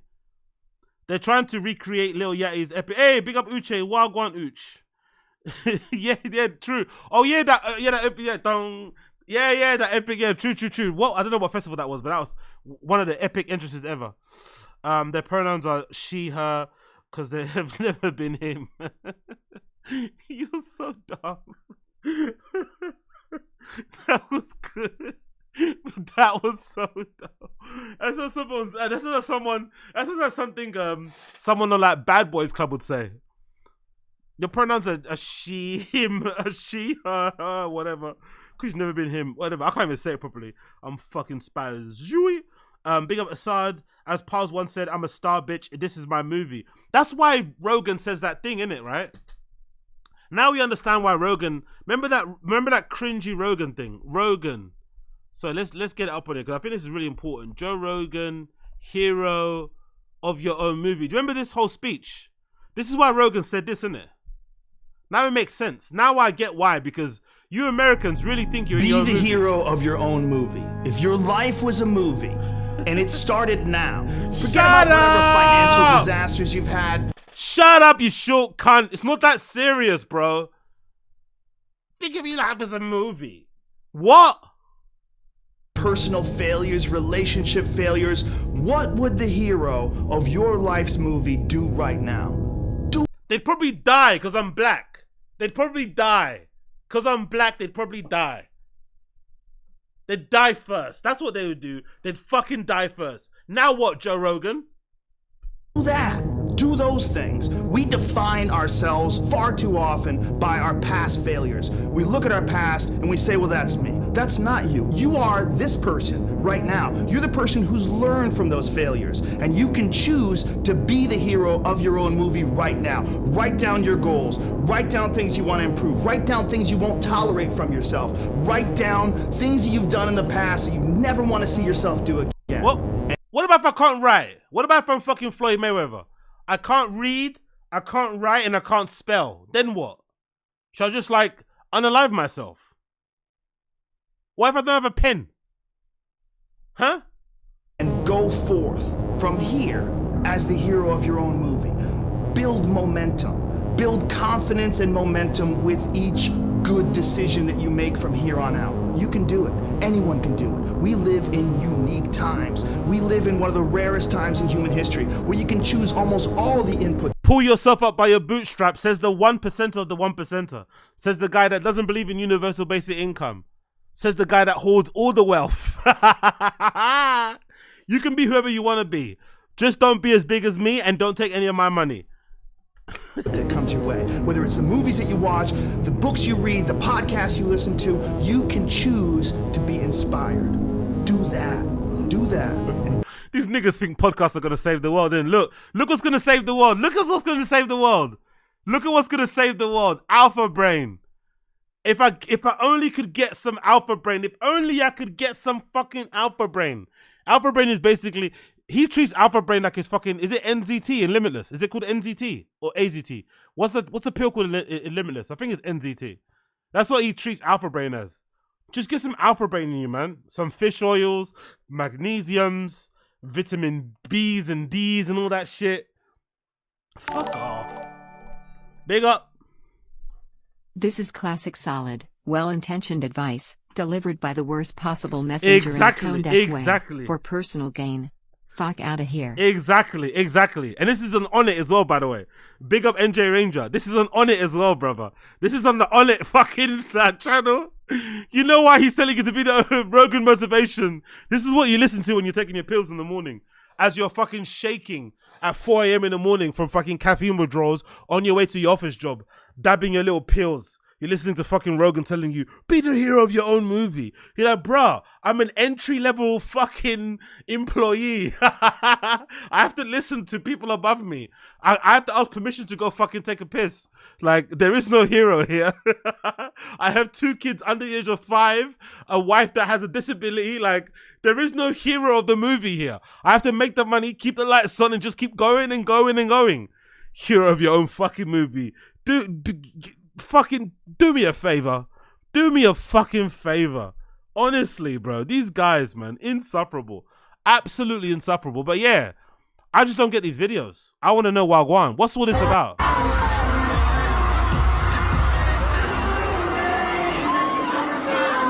And also, can I also ask this question, please? Is Morgan Wallen gonna crash out? Because I saw this article about him throwing a chair from the roof of a fucking hotel somewhere. And you know, like, is he one of those guys that is he just gonna keep getting away with stuff and then ultimately one day he'll do something really crazy and everyone will be like, oh my God, I'm so shocked? Or is he just being a lad? Is that just okay? Like, why does he do all these like wild shit? Like, why is he always doing these, not even wild shit, very irresponsible things? It's not necessary. Like, if you're getting fucked up and you're having a good time, do it. Like, I've always, I don't know if this makes any sense, right? I don't know if you guys agree with me here. As a party boy and as a guy that can sometimes push it too much, I've always been very conscious about when I have fun, I want to have my fun. I don't want my fun to infringe on others. So one of the things I always used to hate, I don't actually go to bars as much as I used to in the past, but when I go to like a bar or a pub, I hated the person who would be like trying to go to the other tables or try and get other people roped into their fun. Like, you go to the bar and suddenly you're trying to like talk to other people, try and play games with them. Where are you from? You know, that sort of stuff. Like, if you're with your friends, have your fun with your friends. If you're by yourself, have your fucking drink with your own dignity and just, you know, do your own thing. You don't need to like have your fun spill out to other people and like impact their lives. And I think Morgan Wallen is one of those type of dudes. He wants everyone to be like it's a party. You should be involved. I mean, it's like, just relax, brother. You make music that people like. You seem to be a chill guy. Just chill, tranquilo. No need to go too crazy because I don't know. I see these headlines about him online. I'm like, why is he throwing a chair from a hotel rooftop? And luckily, I don't think he hit somebody. Luckily, if he did, it would have been a bigger story. But he just needs to relax. He needs to fucking relax. And yeah. I don't know. He been okay. Fair enough, Coiler. He been getting drunk and shit and chilling on people's couches for years. Yeah, probably. Morgan's here to stay for the genre. The music is amazing. No, for sure. I love the music too. I've listened to a couple of his stuff. His stuff is good. That's what I'm saying. His stuff is really good. I just don't like I just think there's whenever I see somebody having those kind of headlines that have nothing to do with music again and again. Who's this guy that has he has the username John? Who's this person? Fucking hell. That's a lot of money, isn't it? Who's this person? You have the username John, John, John. Fucking hell, that must cost a lot, innit? Or is he like a new? Or maybe he bought it from somebody else. Who's this John guy? Oh, he's to do with Happy Dad, right? He's a Happy Dad person, I think. I don't know who he is, but he's got the fucking username John. Nice. That probably cost a bunch of monies. That was not cheap. That was not fucking cheap. By the way, if ever you needed a reason to get money, if you're a lad, this is one to be in it. If ever you needed an excuse to get your money up, this is probably it, innit? As a guy, you can look like a 4. If you have paper, you can choose who the fuck you want to impregnate. Literally, you can choose who you want to impregnate. you can pick who you want because God Almighty. All right. Anyway, cool. Big up Theo. Big up Morgan Wallen. They're having a good time. They're having a good time. I don't know what I'm talking about. I'm a fucking idiot. I'm a fucking idiot. By the way, if you're watching this live stream and you're enjoying what you're seeing, you see what you enjoy, please do me a favor and like the stream. Help the stream out by liking it. That'd be greatly appreciated. Thank you so much for your assistance and your help. Greatly. Moving on. Should I jump on Ozempic, guys? Should I jump on some Ozempic? I found somebody on the darknet who's selling a powder version of Ozempic that I'm assuming you can liquefy, put into a syringe, and then press it into your fucking stomach. I found somebody on the dark web that's selling powder version of Ozempic. Liquefy, inject, skinny. Should I get on Ozempic? Because look at the results. Look at the fucking results, bruh. Look at the results. This is fucking Leanna the Plug. Adam 22's wifey. Look at the jawline. Look at that. Look at the swollen face. Look at that. I'm going to be looking like fucking all jaws sucked in and shit.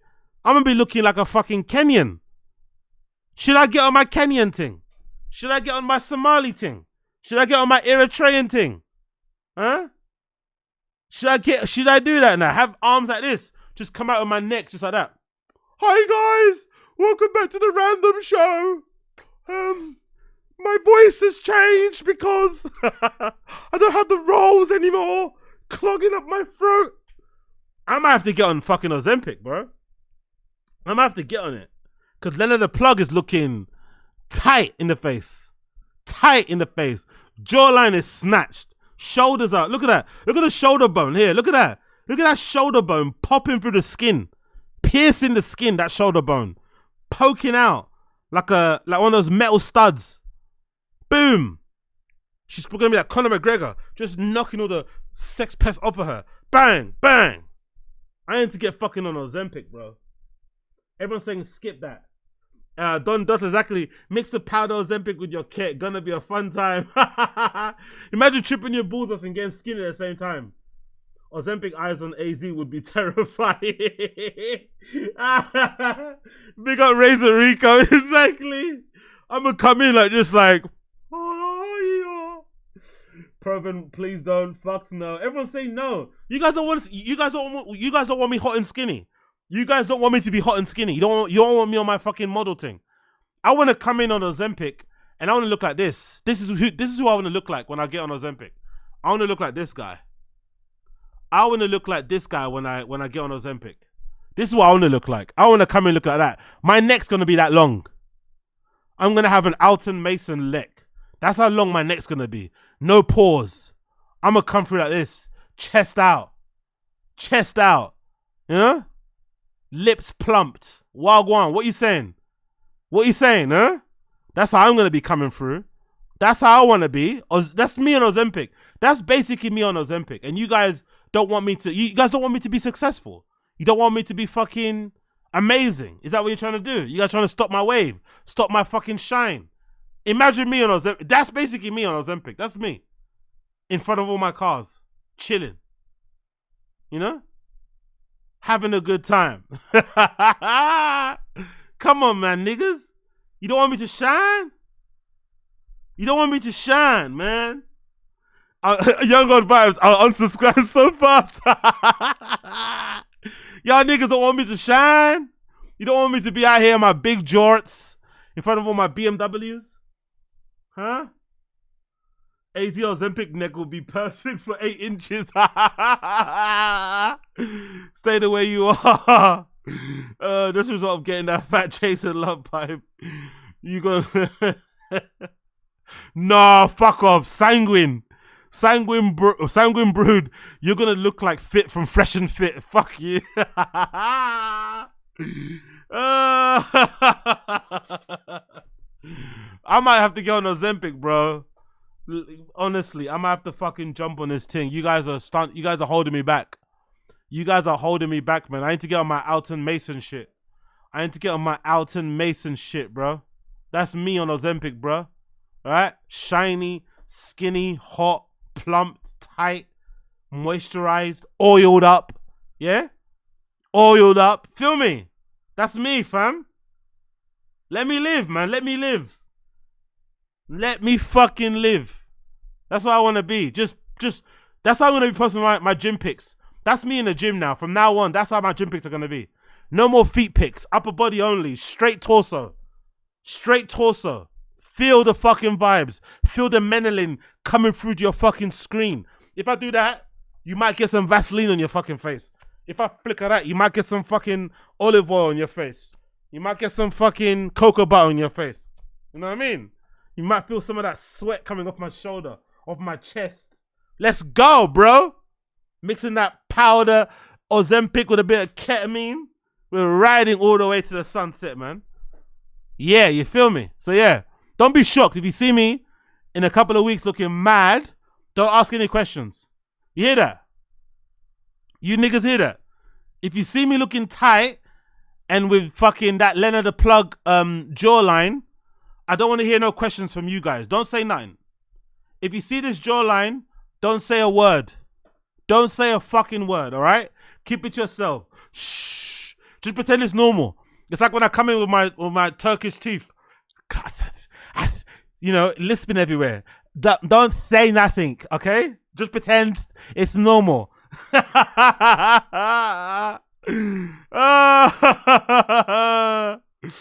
Yo, let's go. Let's go. Will we JC, will we see you on Plug Talk? Yeah. I'll be on Plug Talk, but it'll be the first time ever in the history of Plug Talk there'll be a black guy on there getting fucked by Lena. Not fucking Lena. I'll be there face down, ass up. You know what I mean? Getting fucking Eiffel Towered by Adam 22 and Lena the Plug. That'd be fucking hilarious. Welcome. Oh. Anyway, let's move on. So. Yuri news. This is courtesy of the No Jumper subreddit, so big up the subreddit guys for this. Yuri gets mad when Housefern and Blasey call him out for smoking 90% tobacco spliffs. So, let's play this clip here. Let's see Yuri, how he deals with guys. Because I've noticed something very clear with Yuri. When he's talking to Riley and they're having their beefs and arguments, he acts very self-assured. He's very arrogant. He's very cocky. He's very argumentative, petty. But whenever he's having back and forth banter, whatever, with the guys on Reconnected, he seems to wilt. He seems to cower. He seems to be like always doing the fucking, you know, S-worded fucking hands in the air thing, waving them around, right, being a flipping idiot. But when it's with Riley, it's like that meme. When he's with Riley, he's fucking wench. When he's fucking with the guys, he turns into a little poodle. Kind of funny, that, isn't it? Kind of funny. Let's play the clip anyway. The clip. Yeah, they showed me. It could be instigating, but if you said it, then you said it. That's not. Yeah, that's you know not what I'm saying. necessarily So instigating. when I saw that, I'm just minding my own business. It's Sunday afternoon. I don't get what's the big deal here though. You're just mad because after like all this weed that I be giving this fool, I've never ever taxed this motherfucker in my life. You're giving a lot of free weed out too. I was about to give you an eighth right now. You said you was about. You said you were about I to. never talk shit about your weed. We literally just having a conversation about you. All I talking shit did about me. was maybe a couple months ago, I was just minding my own business, trying to smoke. Not even the chat talks shit about my weed. They're shit talking. Wait, hold on. This is yours?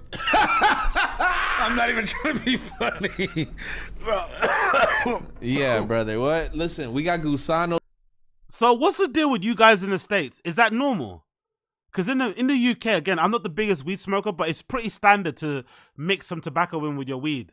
Is that like not the done thing in the States? Do you not mix a bit of tobacco Do you not bust down a little bit of a cigarette and sprinkle that shit in? Or do you just keep it straight up weed? Because in the UK, it's quite normal to have that, to sprinkle some tobacco in your fucking weed. But I don't think you guys, maybe because you guys grow better weed out there, especially in California, especially in places where it's legal and shit. So why would you waste good weed that's readily available? And why would you sully or cheapen it with tobacco? But it's pretty normal to do that here in the UK. Pretty normal. No, spliffs are mostly UK and Caribbean. Ah, okay. The weed in Cali is so good that rolling a spliff round it. Okay, right. Ruin the taste, you mean, I think you said aside, right? Usually only spliff if you're smoking bunk. Okay, cool. So if it's like shake, if it's shake, you mix it with tobacco, right? Cool. UK Europeans knows for tobacco in their spliff. People here smoke weed like it's crack. They don't want any impurities. Yeah, exactly. Yeah, I've seen that. Especially Yuri. Like these guys, they're bunning like it's crack. They smoke it like all the time, every day. I don't know how do you guys get work done, to be fair, because I'm one of those smokers. I don't really smoke much. When I do smoke, I'm going to sleep. I'm not smoking and then starting my work day. So the ones that the guys that smoke during their lunch break and go back to work and everything's fine, I salute you, because I couldn't do that. We don't do spliffs no more, says Cooper TX. We roll blunts. I would never ruin my weed with tobacco, says Jack Donaghy Jr. Straight weed, says Daniel. David Guerrero, what's happening, my friend? Tobacco already in the blunt, Pappy. Gabriel Footballer, in Amsterdam, you're not allowed tobacco. What do you mean you're not allowed? Do you mean you can't buy it, or do you mean your friends would? Obviously, Amsterdam is the same thing like California. You're gonna be looked at like a fucking psycho if you try to mix tobacco in Amsterdam. Yeah, cool. Whoop already to tobacco, depends on who you're smoking with. Bong. Okay, fair play.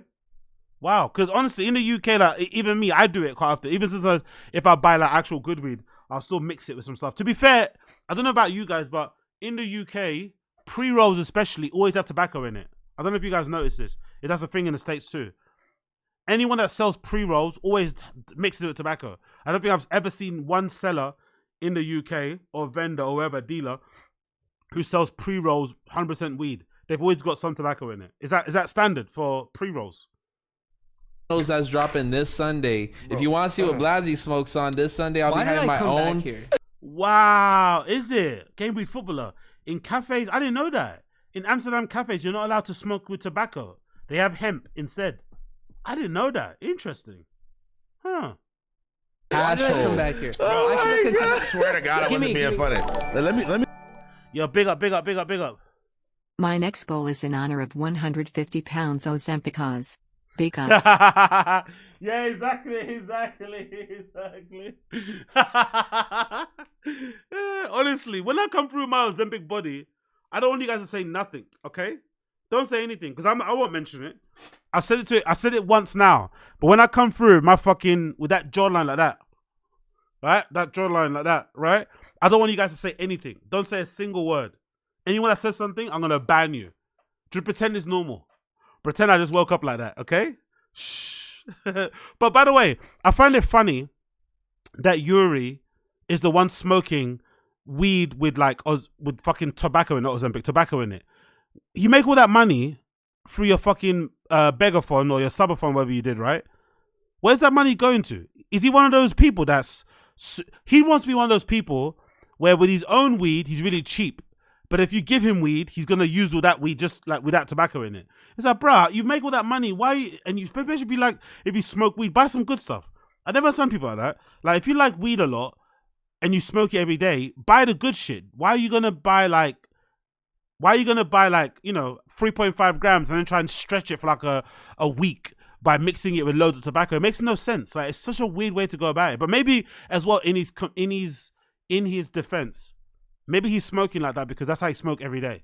Maybe the way to smoke every day is to mix it with tobacco so it doesn't hit as hard. Let me just see what it tastes like. Let me fact check. No. Yeah, Pass Blasey. Wow, okay, dude. Fuck. All right, I should have never came back. I should. That's how you feel. You see how pissed off and upset he gets. Maybe it's a bit, but you see how he's not able to have the same bravado, the same kind of like arrogance and whatever when he's with the boys. So it's almost as if like he takes out all his shit on Riley only. It's almost like he picks and chooses his battles, isn't it? Bro, what the fuck did you put in here, bro? Weed. It's Why the are you paper. mad? The Hey, paper's hard. Hey, It's just weed? Tone it down a bit. No one's yelling but you. To be fair, I enjoyed this episode. I felt like this episode, they never spoke about, because, you know, I wouldn't say they're crappy friends in that respect, because what can you do as a friend? If you got a friend that's treating their girlfriend like shit, do you really step in? You don't usually. It's not really your place. Even though you see it on streams and stuff, it's a bit weird to say it to them. It's okay for us being strangers, we don't know these people, but if you're his friend, you don't really say it. But I felt like they kind of said it by how they kept dunking on him. They kept like sunning him, you know, he was definitely the butt of the joke the entire time on the stream. And I felt like it was kind of like their way of like, you know, telling him, hey, you've been acting like a dick, you know, on stream and shit. But yeah, I just found it funny. He was getting dunked on the whole episode. It was so funny to watch. Is this a spliff? Yes. Dig it. It tastes like you put all tobacco in this shit. I'll be the teller. It tastes like no, that tastes like I just hit a fucking God. That tastes like I just hit a raw American spirit. I wish the chat could taste that. I wish there was a taste button. Or a high button. Like, look at my eyes. I love how they're clowning him on his weed because, again, in previous episodes, he was arguing and stuff and, you know, saying shit because this guy, Blasey gave him some free weed because Blasey obviously is a popular dude, right? He gets some free weed from people. He sorts out his friends with some free weed. He gave Yuri a bit of it, and Yuri had the fucking nerve to go on his stream and complain about the quality of the free weed he got, which is mad considering he's obviously the type of person that doesn't spend a lot of money on his own weed. So now they're dunking him, but saying, look, this is the weed that you buy. You're complaining about the free weed that I get you, but the stuff that you buy with your own money is fucking bonk. It's not gonna go any lower. For the record, I denied it, chat. Look at him. Look at him. He's not saying a word before it even came around to him. Which is honestly, it's so funny how different he is with the lads compared to how he is with Riley. With Riley, he acts like the big dog. When he gets around the boys, he's so scared to say anything. Another clip. I think that's it. No, moving on. We got another clip of Yuri here, courtesy of the No Jumper subreddit again, talking about how he prefers apartments to owning a house. Is Yuri being redacted here, or does he have a point about not owning a home? Listen to Yuri's opinion about home ownership, please.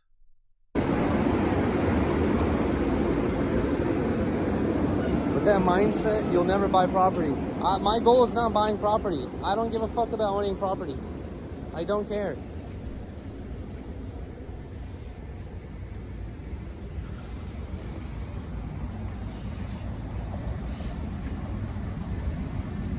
What the fuck am I gonna buy property with? The $1 I have in my pocket? Bro. And I'm not gonna, bro, no, I don't give a fuck. What about your kids? My kids can fuck off. No, I'm joking. I didn't have a house. I had an apartment. That's like, bro. I don't want my kids to be spoiled with a house. All right, I have to cover you guys. What do you think? Does he have a point there? Should you aim to have an apartment and not a house? Should you aim not to own and to rent the whole life? What the fuck is that about? Why would you want to rent your whole life? Why wouldn't you want to own something? Even to own an apartment. Why wouldn't you want to own an apartment that you have without having to fucking pay rent all the time? Why would you want to do that? Because it sounds like he doesn't want to own anything. Like, why go on with that? Let's be real. Could you even imagine Yuri cutting his grass and taking the garbage out? Yeah. Very, very good point, Theodore. Very, very, very good point. It's probably a good thing he doesn't have a house. Already that apartment, we only see one room, his streaming room, and it looks like a fucking mess. That place probably smells crazy. The guy doesn't believe in showering every day. He thinks showering every day is some sort of like psyop, whatever, right? He's a fucking psycho when it comes to that shit. Allegedly, maybe showers every other day. So imagine what that place must smell like. His girlfriend Riley doesn't look like not to be mean, but she doesn't look like a homemaker, to be honest. So, you know, that place is probably going to be stinky. So it's probably for the best he doesn't own a home. But it sounds like he's not. It sounds like he's the type of person who doesn't agree with ownership in general, and I don't really know why. It's a strange place to be in. Like, why make all that money and not try and own your own home, especially at his age? That's like a sick thing to have. like in your like late 20s, early 30s, like you already own a home. That's an amazing achievement, especially coming from the family of an immigrant and shit. Like, that's fucking incredible. Especially in a place like LA or somewhere. Like, wow, you own a fucking home in LA. Doesn't matter what it looks like, where it is. The fact that you own it is fucking commendable. Especially through doing streams and shit, right? Not a conventional job. Like, you took the other way, you know, maybe a way less traveled, maybe a way full of, you know, lots of potholes and shit. People telling you not to do it. Naysayers. You achieve it. Amazing. This guy doesn't want it. Doesn't want a home. Definitely a catch, innit? Imagine if you're Riley. What a catch. Every other month, whenever it's slow, money-wise, we're doing a subathon. No real ideas on content apart from walking around and annoying people. IRL streams. No aspirations to own a home. Doesn't drive. Doesn't have his own car, sorry. Rarely drives. Enjoys getting driven around by his wife, which is another thing in itself. By his girl, another thing in itself. Doesn't fucking, you know, shower. He's a real prize, isn't it? Yuri's a real fucking prize. What the fuck, man? Honestly. That's why I say they're perfect for each other, because there's no girl in my life, you know, previous or current, wherever, that would ever allow me to live like that. Even if I was making money. It's not possible. To just go on holiday and not shower. And to get angry when my girlfriend suggests it. Wear fucking wet clothes. Eat like rats. Like, you know, like, I couldn't get away with it. So, if anything, as much as we like to rag on Yuri, you have to rag on Riley a little bit too. For being a woman, a young woman at that, and being okay with that sort of lifestyle, a bit dicey. But I find out non-wanting to own a home thing very weird. I understand this, yeah. Like Eli Windsor says, having a home is stressful. I get it. But also just owning an apartment, because I think somebody said something like, "Oh, that's not a, you know, not a good mindset to have. You're never gonna own something." I think they meant just in general, like ownership of something, like a flat, an apartment. Sorry, he doesn't seem to want to own it, and I don't understand why. Bit strange, but hey, Yuri's a weirdo. Yuri's a fucking weirdo. I shouldn't be too surprised when weirdos are weirdo things. And then to end the weirdo section, look at this. Have you guys seen this? Yuri and Riley get emotional and cry and say they've accomplished so much during their 30-day stream. It's why I say they're perfect for each other, honestly. Like, this is like one of those relationships you just have when you're, you know, there's that one relationship that you have where like you're young and shit and you're both, like, you know, you're both not really doing shit, but you met each other at the right time and, you know, you just need each other at that moment. You're both not really, you haven't really figured it out. You're figuring it out along the way and, you know, it is what it is, but I find the crying to be funny because, like, what did you accomplish? Like, really, actually. But anyway, let's watch the clip anyway. At the end of the stream, this is at the end of the 30-day stream, by the way. I think at the end of the 30-day stream, they're gonna go back to streaming as usual. So no more everyday streaming now, just normal. This is them at the end of it, celebrating the fact that they argued every single day. She broke up with him twice, left to go to the hotel. All this sort of madness happened on stream, but. You know, let's cry and support each other. Closing time. Open all the doors and let you out into the world. Closing time. This nigga's crying. He's crying for doing a subathon. He really thinks he's made it, innit? This nigga thinks he's fucking Moist Critical. This nigga thinks he's fucking Moist Critical, mate. He thinks he's done disrespect. Honestly, I need to find myself a fucking ditzy white girl, bro. Honestly, that's a good life. You get to fucking dunk on her online, bully her, manipulate her, gaslight her, talk to her like shit to millions of people. And then you get to like cry on camera and act like you fucking climbed Mount Kilimanjaro. Fucking brilliant. You did so fucking much. And Beans was along for the journey. They're crying.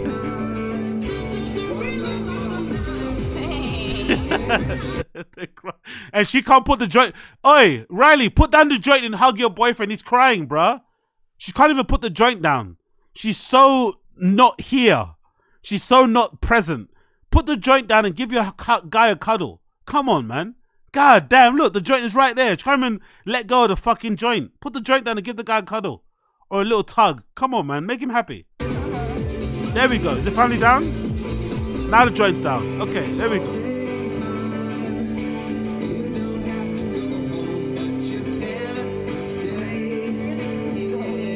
You did so much. To be fair to them, it is quite refreshing to see them not arguing. I'm not gonna lie. I know it's only a 1 minute 20 clip and shit, and they're being a bit dramatic, but it is quite refreshing that for once they're not arguing. They're acting like a normal couple. You rarely see them kiss or be affectionate on stream. It's always gaslighting and crying and complaining. At least they're acting like a regular, loving couple. For once. For fucking once. I would prefer if we see this often, like every other person that has a couple and they do content online. It's usually very cringy, very lovey-dovey, PDA-ish and shit. I would prefer that than their regular fucking, you know, passive-aggressive fights. This is actually good. I take back all the criticism. This is actually pretty decent. Please keep this up, please.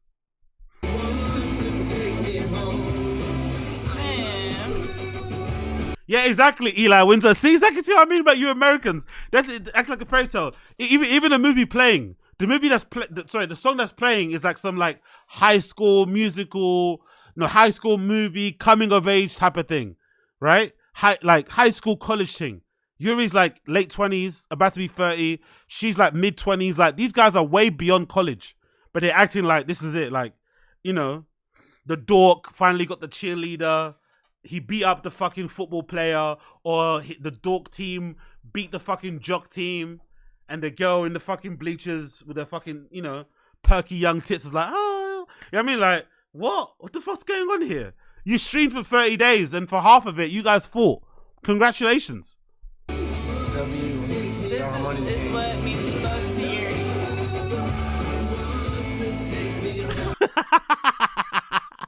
I love watching people cry, because I'd never cry because I'm a fucking man, right? And I've got fucking nuts. So seeing people cry over dumb things always makes me fucking laugh.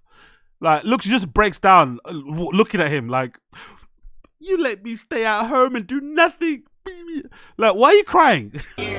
Look. She didn't cry like that when he makes her feel like an idiot online. She doesn't cry like that. He probably hasn't showered as well that day. To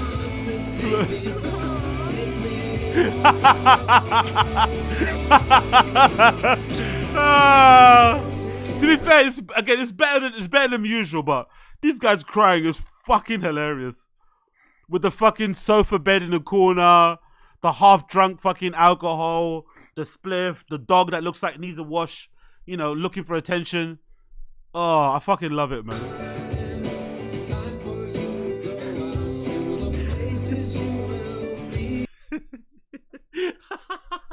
It's so pathetic. Yo, big old coil at the sun that makes some Ozempic, no tears. Yeah, man, fuck crying, man. If you cry all the time, you're a bitch. You're a bitch, man. Go out there and work. I don't know. You got bills to pay. There's no time to fucking cry. You cry when you're dead.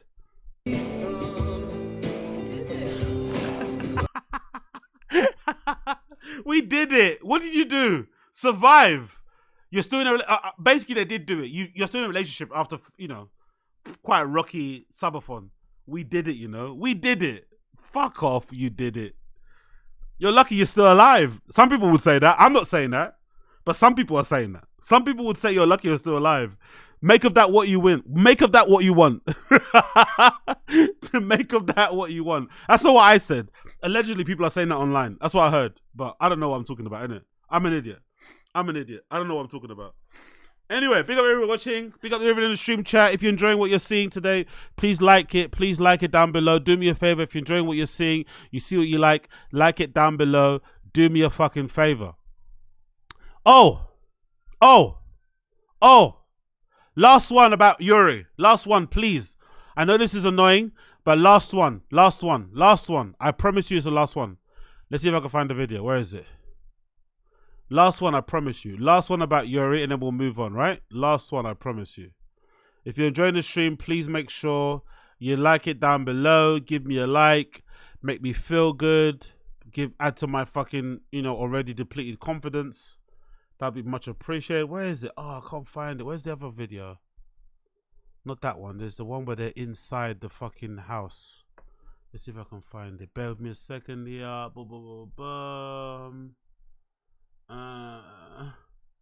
Where is it? Is that one? Is that one? No, it's not that one. Is that one? Nope. This one? Nope. Oh, I get. Nope. It's my apartment. Nope.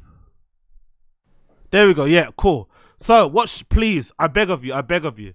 Last Yuri one, right? This one's fucking entertaining. So allegedly, one of Yuri's neighbors got angry that he was streaming and making noise late at night. So Yuri's neighbors decided to, I don't know, knock on the door and tell him to fucking lower the volume. That then made them argue. They got into some sort of argument. And I want to play you the argument and what happened because it's fucking hilarious. We're going to watch this now. So big up the No Jumper subreddit guys for uploading this because you guys are fucking legends. I would have never seen this without the fucking Reddit. So big up the No Jumper Reddit. Look at this. Look at Yuri getting into a fight with his neighbors, you know, for this content he's so proud of. Look at this fucking shit. This is fucking brilliant. Let's get this up on you on the screen so you can see it. Bear with me a second here. There we go. Look at this. Look at this. Look at this. So I think this might be the start. I think this is a start. So this is them in their room. And what's the title say? The title is Yuri neighbor gets mad, he's playing music too loud, past midnight, steps into his house, and instead of standing on business to talk the police shit and make excuses. So let's see this, right? Let's see. This is live on stream. Can you see it? Yeah, you can see it.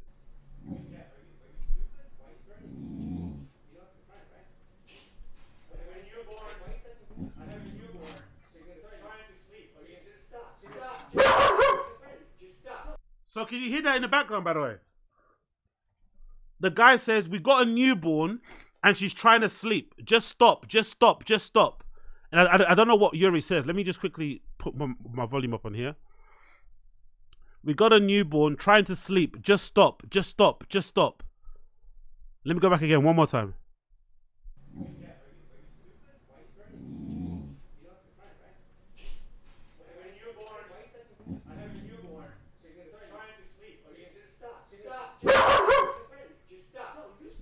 So I guess that when the dog barks is maybe when the neighbor walks into the room a little bit. And look at Riley, barely there, right? Her man is getting pressed by the neighbor.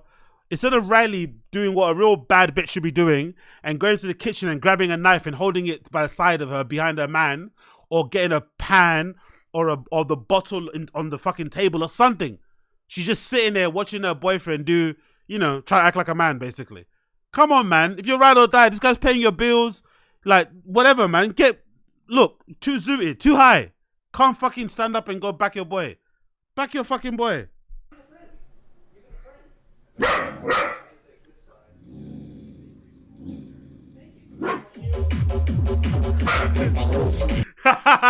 Epic timing for the donation. Epic donation timing.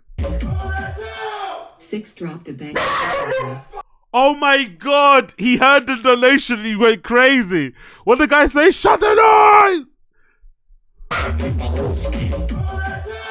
6 dropped a bag. Send money and the homies will keep charges. Honestly, Yuri's chat is evil. I thank the Lord for you guys. Yuri's chat is evil, bro. They're seeing him arguing with his neighbor, right? Late at night. They can hear him arguing with his neighbor, getting into a beef. You know Yuri's a capital P fucking pussy. He's not going to do anything. And instead of helping him out and not fucking donating or not sending anything to trigger the TTS, they send a fucking a donation right at the time the neighbor is fucking raging about the noise. Yuri's chat is evil. Evil.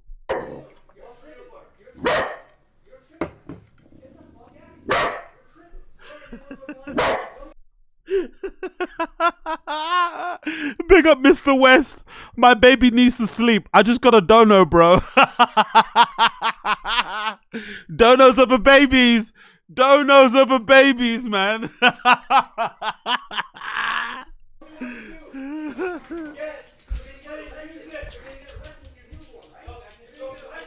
Finally, where's she going? Go get a knife, man. Get a hammer. Riley, man, get a weapon, bro. Stand behind your guy. Get a fucking weapon. What's she doing, bro? Finally, she got up. Fucking hell, man. Grab a shank. He came up to my door saying, "Why are you playing music so loud?" With his front. He's so pussy. Look how pussy he is. Look how pussy Yuri is. He's retelling the story, but he's whispering. He's too scared to shout. He doesn't want the guy to come to his door again. He's too scared to shout. So he was telling me, so babe, he said to me, right? He was like, oh, I bet you won't put music on. I said, what, man? Speak up, man. Put some bass in your voice. Fuck that guy. See, look at Yuri. When he's talking to his girl, he's got a lot of chat. He can shout. He can say big words. He can, poke all the time. Passive-aggressive shit. Act all spicy, petty. When the man them step to him, he's whispering in his own house. That man made you whisper in your own home. Have some shame. Wear your fucking nuts. Why are you playing music so loud? With his foot in my literally my living room. Why the fuck are you playing music so loud? He said, I have a newborn daughter. Why are you playing music so loud, right? Yeah, and why are you playing it? Yeah, so why? The confrontation continues, blah, blah, blah, whatever. At that moment, why didn't you say sorry? Or is this like another American thing where you never apologize? Or again, let me know in the stream chat. If that's me, it's only happened to me once in the place I live in now.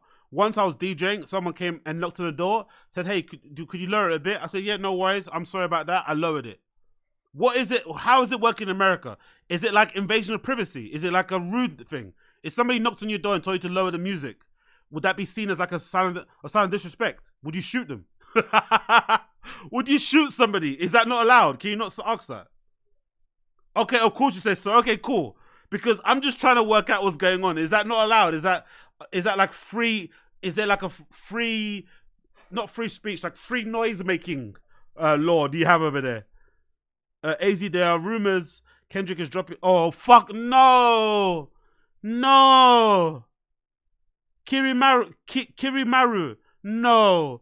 AZ, there are rumors Kendrick might drop again today. No. Come on, Drake, bro. Get off that jet, please. I hope that's not true. I told him to come back with a badge. Big up Joe for MIA. Come back with a warrant, bitch. or in Brendan terms, come back with a DA. Come back with a DA, bro. Oh. In my comments, we used to have no loud noises. Fuck them kids. Why does he even need to play? Yeah, that's a good point actually. Who said that? Why does he need to play his music loud? That's a very good point. I have no idea. Say sorry and be a good neighbor. Exactly. Let's continue. Let's see what he said though. What did he say? Eventually, I'm like, yo, you have a newborn daughter. You're about to go to jail, bro. That's what I told him. Like, before you even came out, I'm like, bro, like, you came into my living room. Arturo, our manager, just choked you out. I'm like, bro, you're about to go to jail right now, dude. Of course, that's the first thing he always says. Yuri's always with the police talk. Yuri loves the police talk. He loves the police talk. You're going to go to jail. I'm recording this. You're going to go to jail. I'm going to call the police. It's like, Yuri's, like, what's the Russian word for Karen? Kareniski. Karanucci. What's Russian for Karen? Because he's definitely one. I'm like, I don't know what you're doing here. Like, I don't even have to lift a finger. I'm like, bro, what are you complaining about your brand new daughter here? And Chet, here's the thing, you have to know the rules, bro. Had I swung on him, and trust me, I had like 3 moments in which like you were never gonna swing on him. Look at that punch that he threw, by the way. You can tell Yuri's never been in a fight. Look at how he illustrated how he would swing on the guy. Moments in which like and trust me, I had, you could tell he'd never been in a fight. Look at that. Swung on him, and trust me, had I swung on him, and trust me, I had like 3 he definitely get beaten up. Like, the first moment in which like she's high off her mind. She doesn't even know where she is. He's still got the joint in his hand. Hasn't let go of the joint the whole entire time. Riley showing her how she punches. He stepped in. What's that? Riley, put your arms up. What was that? Look at Riley. Look at Riley punching. Eyes barely open. Then I was already what are you doing? I was like, what the? I already had the right hand like locked and ready. I was like, what are you doing? Locked and ready. Oh. You see how they're perfect for each other. Look how she's smiling. That's my baby. That's my boy. My baby's fucking Conor McGregor. Look how she's smiling. I told you about they're perfect for each other. You guys don't believe me, but didn't I tell you they're perfect for each other? Look how she's smiling at him. That's my baby. That's my boy. Look at her. I was like, what are you doing, bro? I had it to the side of me, like, ready. I was like, what are you doing, bro? And then, like, it was, like, 3 moments of those where I was, like, ready to let it unload, but... I would have. I'm gonna sure. go to jail. Yeah, that's not worth it. That's not worth it. It's my birthday. Yuri, I had the situation under control. It's not worth it. It's my birthday, even if it wasn't my birthday. Yeah, she's gone, man. She's on another planet. The person who throws the first punch is at fault. Mm-hmm. You have to wait. No, you have to crash out, man. There has to be occasions where you crash out, and your neighbor walking into your living room is a moment you should crash out. You should happily crash out for that. Like, you're having an argument, a civil, neighborly argument, and they decide to step into your home. You should crash out for that. You can't be giving the internet excuses about, oh, I would have done this, I would have done that. That's some police bitch shit, man. You gotta be patient. That's why everyone says, like, bro, go ahead. Give me one free one. As soon as you give you one free one, so that imagine if he gives you a free one and you go to sleep, then what? What's Riley gonna do? She's already barely awake. Now you're asleep with the broken jaw. Then what happens? Guys are fucking. You can tell he's never been in a fight. What? I'll give you a free one. You never give anybody free ones. If anything, you sneak him. You sneak the dad as he's turning around to check on his baby. Bang. You know what I mean? Like, what? A free one? Why would you give somebody a free one who's walking into your living room? How does that make any sense? Anyway, you want to see the video of them getting a conversation? You want to see the video of them getting into a confrontation outside? Of course you do. Look at this. Look at Yuri getting into a confrontation with his neighbor outside. Look at this. Apartment. I understand that. I understand that. Is that the neighbor? I think that might be the neighbor. He's just trying, to calm down. Yeah, by putting his hands on my neck. Yeah, you calm down. Yeah. Let's see. Let's see what happens. And look at Yuri being a bitch behind his camera and behind people, right? Like, let's see. Look at him being a little weasel behind the camera. You too. I didn't do shit. He knocked on my door, stepped into my apartment. And you can end this now. Karen, oh shit. Look at Yuri. You stepped into my apartment. Now, by going back inside, man. This is only exacerbating the situation. Yo, you beat up everybody in that line. You beat up this woman in the white, the woman in there, him as well. Everyone gets it. And then you sit on your porch smoking a zoot before the police arrive, hold your wrist out, get arrested and get booked, and then, post bail the next day. It is what it is. But you have to crash out for something. And someone walking into your living room should be crash out purposes. But you take everybody out, all of these in a row. You give her a teep kick, Sparta in the chest. She lays out. She says, "Oh my God, what are you doing?" You trip her up. She busts her face. He tries to come over and gives you one. You go for the overhand right. You take him down. Boom. Ground and pound. Night, night. That's it, man. Just keep repeatedly bashing the side of his head into the wall. I'm sorry. Right, you're right. I'm not trying Thank to. you. Thank you so much. All right. All right. Thank you. Have a good night. Thank you. Thank you.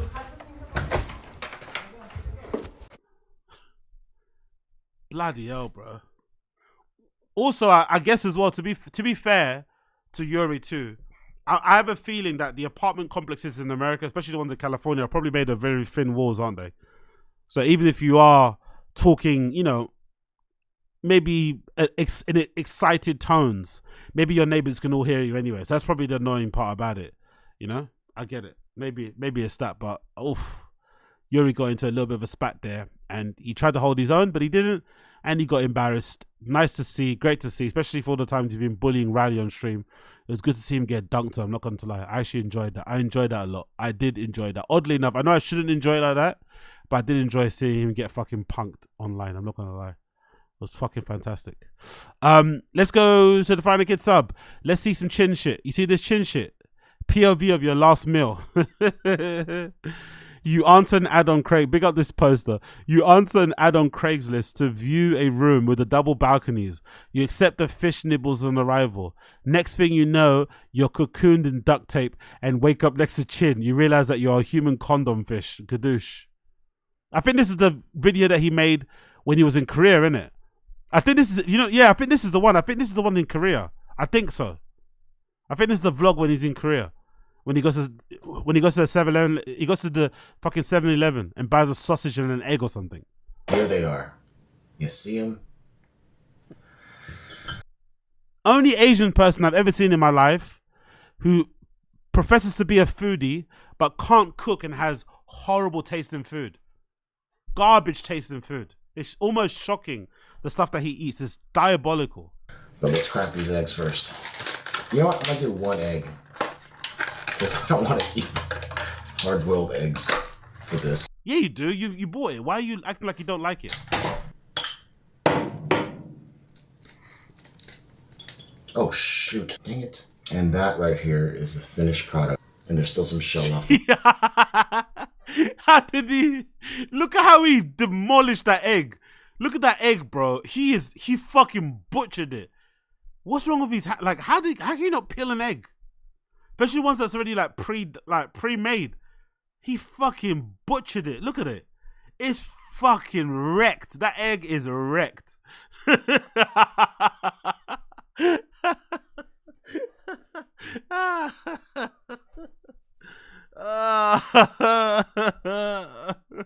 That egg is fucking wrecked, bro.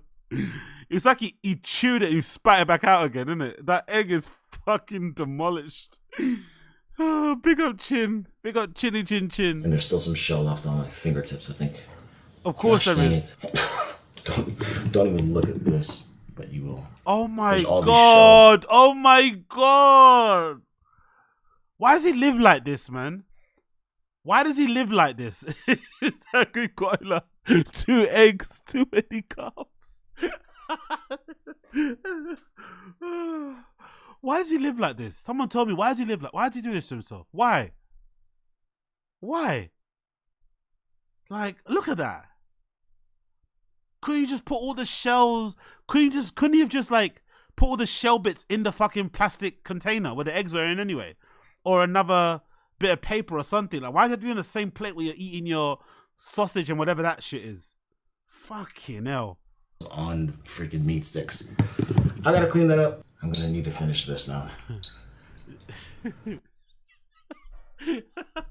There's nothing more depressing than drinking a beer like that in a single-ish looking room with a single bed, and I mean, it's just like that looks like divorced dad shit, innit? That's divorced dad shit. That's like your dad's friend who's getting divorced sleeping over in your spare room shit. Look at that. It shouldn't look sad. It shouldn't look that sad, but it is. It shouldn't, but it is. Look at that face as well. He seems happy.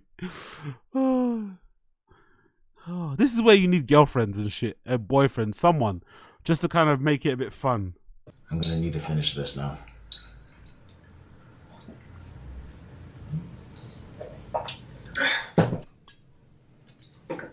Jesus Christ.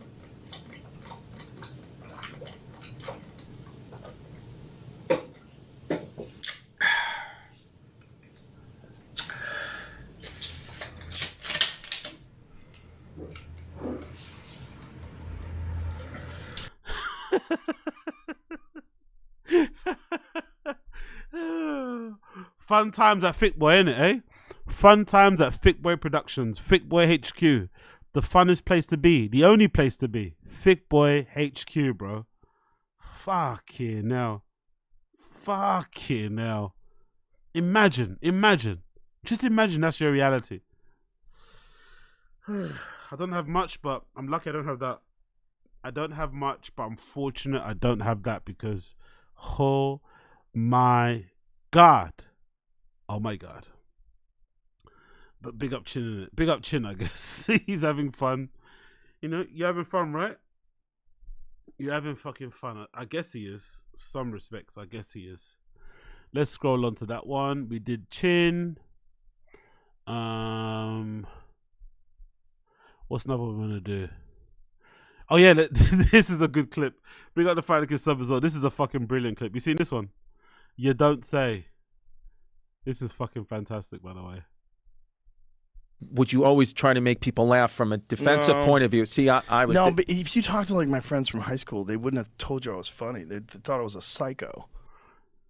You know what's funny about this episode? Everyone's saying the same thing, that Chrissy D is a lot.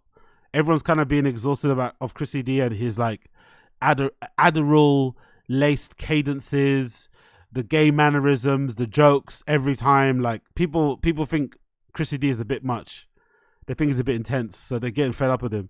And it seemed like, I think Rogan allegedly also kind of got fed up in the episode. He basically, Chrissy D tired him out.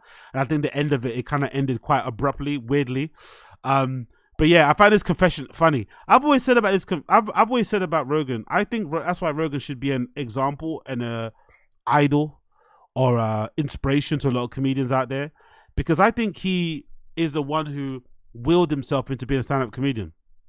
He was never, I think, ever really stand-up funny, but he willed himself into being one through pure hard work and dedication.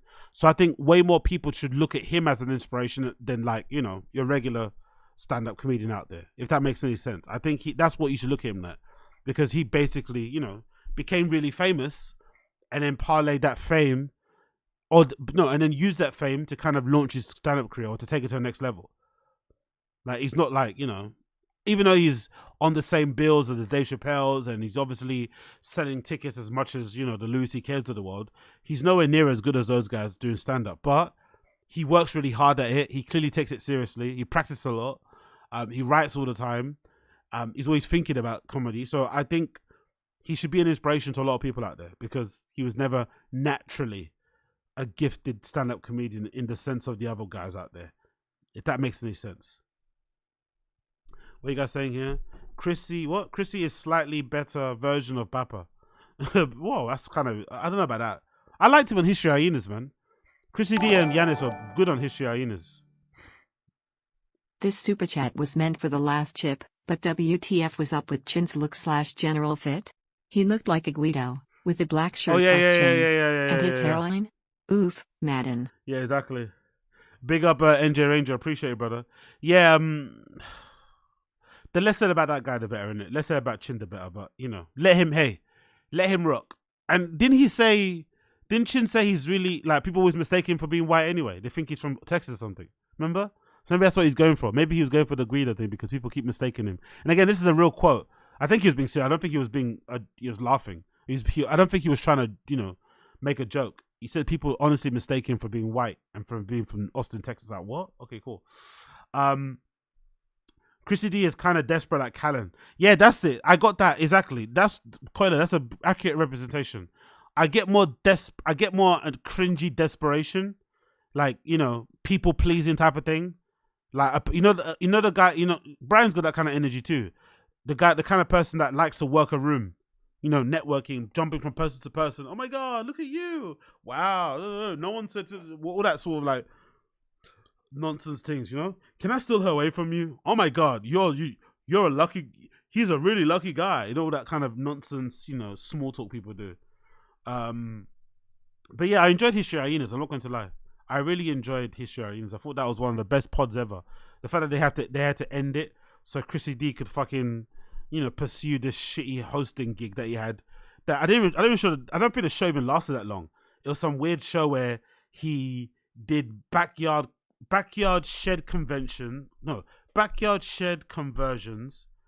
where most of the sheds were turned into bars. I think it was during COVID as well. It was like a weird COVID show.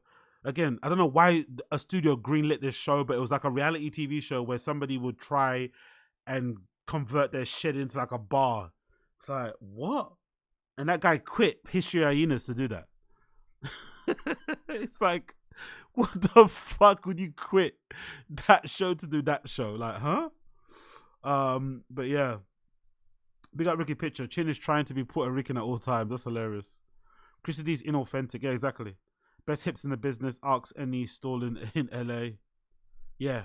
Rogan wasn't a fan of it. Rogan felt a little bit, he got annoyed by Chris D towards the end. William says early Rogan stand-up wasn't the worst. His open-minded attitude was always an attraction to listen to. He has turned into a complete boomer of late, just tired and unlistenable. Yeah, and I think that's understandable, man. William, he's just older, innit? I think that's what happens when you're older. You just, your views, are what they are. You become a little bit more conservative. You have a warped perception of reality. You believe a lot of shit you see on Facebook, as Rogan always does, and yeah. You kind of become a parody of yourself, and that's what Rogan's become, unfortunately so. But I still think in terms of comedy, stand-up comedy at least, people should use him as an inspiration because he legitimately has no right being on the stages he's but he's done so through pure hard work and dedication. Like, he's approached stand-up comedy like somebody trying to learn or someone trying to get better at playing basketball, practicing all the time, doing fucking a million free throws, you know what I mean? Like, he took it really seriously, so you have to give the guy a lot of credit. You have to give the guy a lot of credit. I'm not going to give him a lot of credit for doing so. Big up fucking Rogan in that respect. Big up fucking Rogan in that fucking respect. Cool. Move on. Papa Toe gives Chris Stefano comedy advice. Let's see this one. What's this about? Well, I would like to see what the comedy advice is that he gives him. What comedy advice does he give to Chrissy D? Let's see what this is about. Let's see what this comedy advice is about here. Boom, boom, boom. Let's get it zoomed in a bit here. Boom. And let's play. You got to say no to some gigs. I do now. Now I do. Yeah, you can't do that. Now I do. You can't do either one of those three things. You can't go on after a video about kids with cancer. Mm-hmm. You can't go on during a rain delay when people don't know a comedian's coming and you're talking into this thing and then they're in. You can't do that. You can't do a guy's birthday party with all of a billionaire's birthday party with no mic. Yep. They don't know you're coming and they don't know who you are. You can't do either of those things. Yeah, I wouldn't now, but back then, I mean, it. Yeah, the money's just too good. They always talk about it, isn't it? And this is the thing. These guys, in reality, are just whores, isn't it? They're literal whores. If you pay them enough, they'll do anything. Literally. That's why they're all panicking during COVID. They need that hit. They need that fucking gig hit. They need that appearance hit, right? They need it. They couldn't just sit down for a month. It was impossible. They had to be away from their families, away from their kids. They couldn't handle it. So a lot of them do those really horrible, because each one sounds horrendous, especially the last one. Doing any type of like corporate gig, especially that involves that, especially people of that kind of wealth, billionaires and shit. Those guys don't have good senses of humor at the best of times. Even more so when you're trying to come in as a comedian, they're not going to respond well to you. So, yeah, money's too good in that respect. So I get it, and as well, this Rogan advice comes from a point of privilege. He can afford to say no to things because he's got more money than God. He doesn't rely on fucking stand up. But these guys have family to support. You know what I mean? Partners, wives, extended family. They can't turn down a gig because it's not the best circumstances or scenarios. You know what I mean? Like, you have to take it because, mortgage has to get paid, kids' tuitions have to get paid, car bill has to get paid. It is what it is. So I love when Rogan gives those type of advice to people. Just say no sometimes. Like, I can't really say no, Rogan. I don't have the luxury of saying no, my friend. I have to take every gig that I'm given. I can't say no. You can. That's the difference. But hey, what can you do? Moving on. Let's specify in the kid clips here. Cooper Coop. Who's Cooper Coop? Who's that? Who's Cooper Coop? Is Bapa's boy. Who the fuck is that? KS Cooper Coop. Who's Cooper? Who is Cooper Coop? Who is that? Go up on the screen. You see it? Who's Cooper Coop? Please tell me in the stream chat if you know who Cooper Cook is. Who is that? Who is Cooper Coop? KS Cooper Coop. Why is it not switching? Switch, you motherfucker. Okay, cool. Boom. Who is this Cooper Coop guy? Let's zoom it in a bit. Bish bash bosh. Who's Listen, you were that way with the guy from the Rams, the receiver, Cooper. Cooper Kupp? Yeah, Cooper Kupp. That's my boy now. Oh, Cooper Kupp. Who's Cooper Kupp? That's my boy. Oh, you do see? Oh, yeah. Here? Oh, yeah. This one? Yeah, he's there all the time. Really? Yeah, he's the man. I haven't seen him. What was that? You were that way with the guy from the Rams, the receiver, Cooper. Cooper Kupp? Yeah, Cooper Oh, Kupp. that's my boy now. I see him at Air One. That's my boy. Oh, you do see him? yeah. Here? Oh, yeah. This one? Yeah, he's there all the time. Really? Yeah, he's the man. Who the fuck is Cooper Cup? Cooper. Who's that? Who's Cooper Cup? That's a mad name, by the way. Cooper Coop. Maybe that's, is that Scandinavian, that last name? Where's that come from? Cooper Cup is an American footballer, wide receiver for Los Angeles Rams. So Brendan is saying he sees this guy at Irwan every day. Is he at Irwan every day? I don't believe this. Brendan's always lying about his celebrity fucking interactions. Allegedly he saw him at Irwan. Or did he watch his Instagram story and see he was at Irwan? Imagine Brendan having more followers than this guy, by the way. Brendan's got 1.2, this guy's got 700,000. A current NFL quarterback, right? Stud of an athlete, you'd say. Brendan somehow has more fucking followers than him. It's fucking incredible. Brendan's follower count always makes me laugh. Where is it? Where's my boy? There we go. I haven't seen him. What's it? Tall guy? What's he look like? No, small. Small. You would be like, man, I thought you'd be bigger or something. That's why whenever I see him, I don't point him out. Yeah, you should. You embarrass me. Point him out because I want to go up and go. Now, hold on. No, That's my boy. Let's see how much of boys they are. Let's see the old follower thing. Let's see. That's my boy, yeah? Let's see.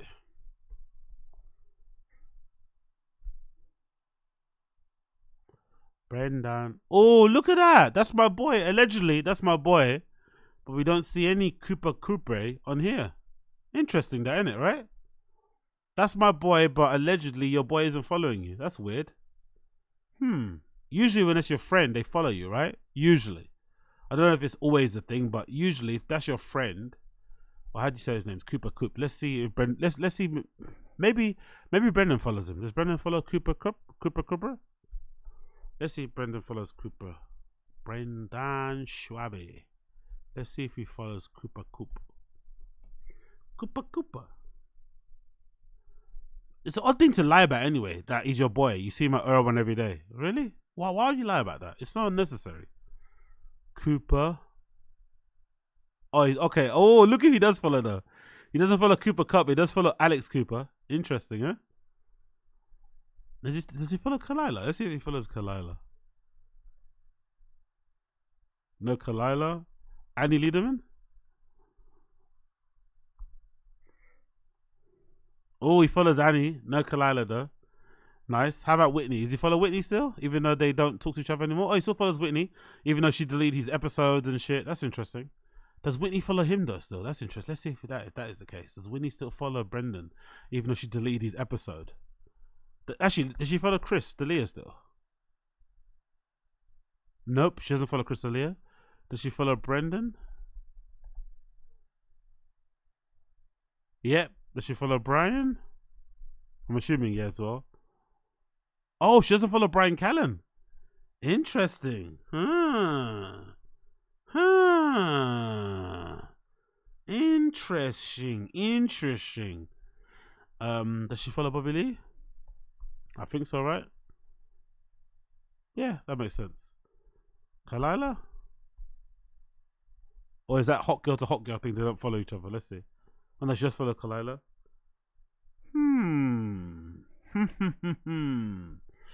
Supposed friends that you don't follow. You gotta love that shit, right? You gotta love that shit. Who's Cooper Coop? So Cooper Coop allegedly is his boy.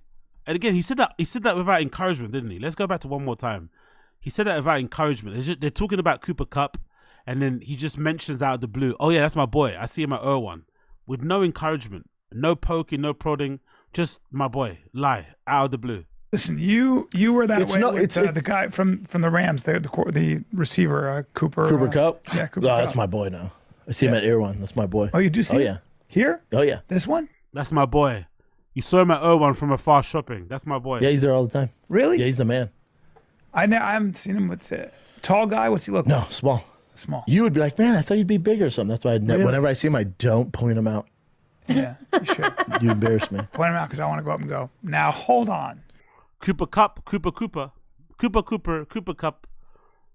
Coopy. Callan might be the same boat as Chin. A year of spine treatment. What?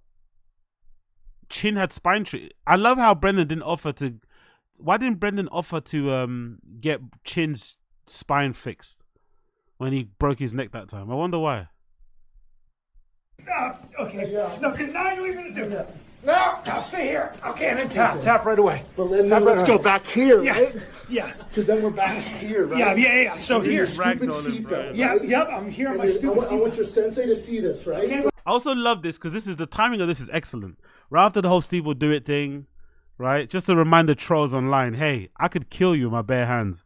It's so funny. It's so like adolescent. It's like your friend that just learned karate, starts doing karate outside, in the garden to show off and to remind you that they can fight. It's like, bro, we get it. You can fight. Well done for you. Congratulations. It's like, come on, Brendan. You're a grown-ass man. But hold on. Students. So you're here, right? Yeah. And you can't get out now. Yes, I fucking can. Nope, right? It's not happening, right? Yes, I can. Yeah, I can do anything I want right now. Right here? So then what I like to do is go, this street's open. That street's open. Yeah. And then I go down here. Oh, shit. Okay. And then watch this. My neck. Careful. Yeah. Yeah, that's not good. Okay. Yeah. It's like, how far can you go? You think we can get you to do one, Chin? Or the people were asking about you, Chin. Chin! If I literally remember, I told Brian, the sound effects are good though, but that looks like it hurt, man. Brendan definitely cranked his neck. He's such a dick. He literally cranked it. He yanked it. Oh my god, that was so bad. I'm gonna give this a year of my own type of treatment. If it doesn't work, I'll get surgery. So that's the plate. That's how we're going to sit it on the spine. And once I get surgery, that's like 90%. Did you get an epidural for your neck? Brendan, not a care in the world. Not a care in the world.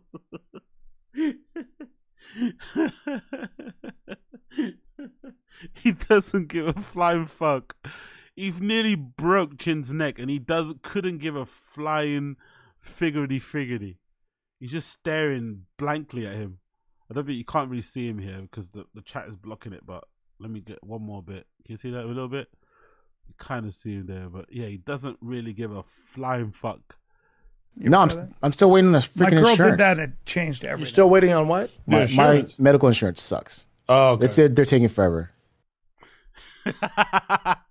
My medical insurance.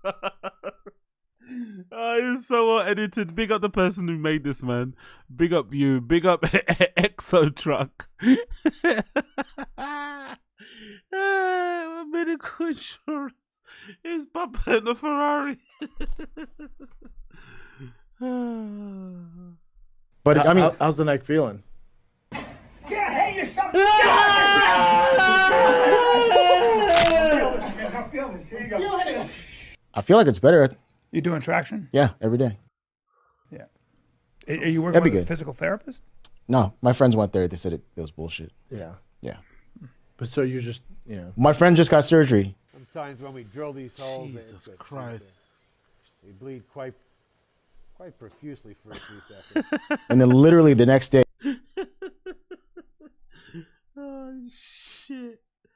Oh shit. Hey, his pain in his hands and the numbness went away. So I'm like, surgery's probably the way to go if this doesn't work out after a year. Last resort, yeah. Yeah. You don't want to cut into the neck. But I'm down to do it. I've always been down to do this kind of stuff. You just got to fix your neck. Yeah. And by the way, people do Everest and other mountains, a lot of them do it for clout too. Not just for the challenge. They want to tell people that they did it. It's clout. Yeah. So wait, what's the Spartan? Spartan's a little different. Oh my god, no offer. See? That's what I mean. That Brendan, when he offers people charity, when he does the whole charity thing, it's definitely to make him look better in front of other people. But it's never a sincere thing. Because Chin actually needed it. Like, he was legitimately fucked up when Brendan cranked his neck. And if you see the video, he literally cranks it like how he would do if he was fucking sparring somebody. But obviously he's not sparring a trained fighter. He's just fucking around in a fucking office with a regular civilian. And he legitimately cranked his neck. And yeah, bro, Chin hasn't been the same since, to be honest. He probably hasn't been the same. He probably still has little, sharp pains from time to time. Maybe that's why he takes kratom so much. But he hasn't been the same since. And Brendan, I don't think, offered to pay his medical costs, because if he did, he would have made a big song and dance about it. And I'm sure Chin would have accepted it as well, because he seems the type. But yeah, fuck, bro. I'll give it a year, What, you're gonna be in just like walking around pain for a year until it just goes away by itself? Great plan. Never met him. Great plan. Never fucking met him. And then let's go to the fucking what episodes we want to watch. Oh yeah, I went to watch a couple of things here. I've been bouncing around a lot here. So number one, we need to watch this one. This is courtesy of Unique. I know you guys don't like Unique, but we need to watch an update courtesy of Unique. Unique's got a new update out. The update is Brendan Schaub got screwed by his lawyer. So let's hear this. New update from Unique concerning his ongoing lawsuit with the one and only Bappa. Let's see what I go on.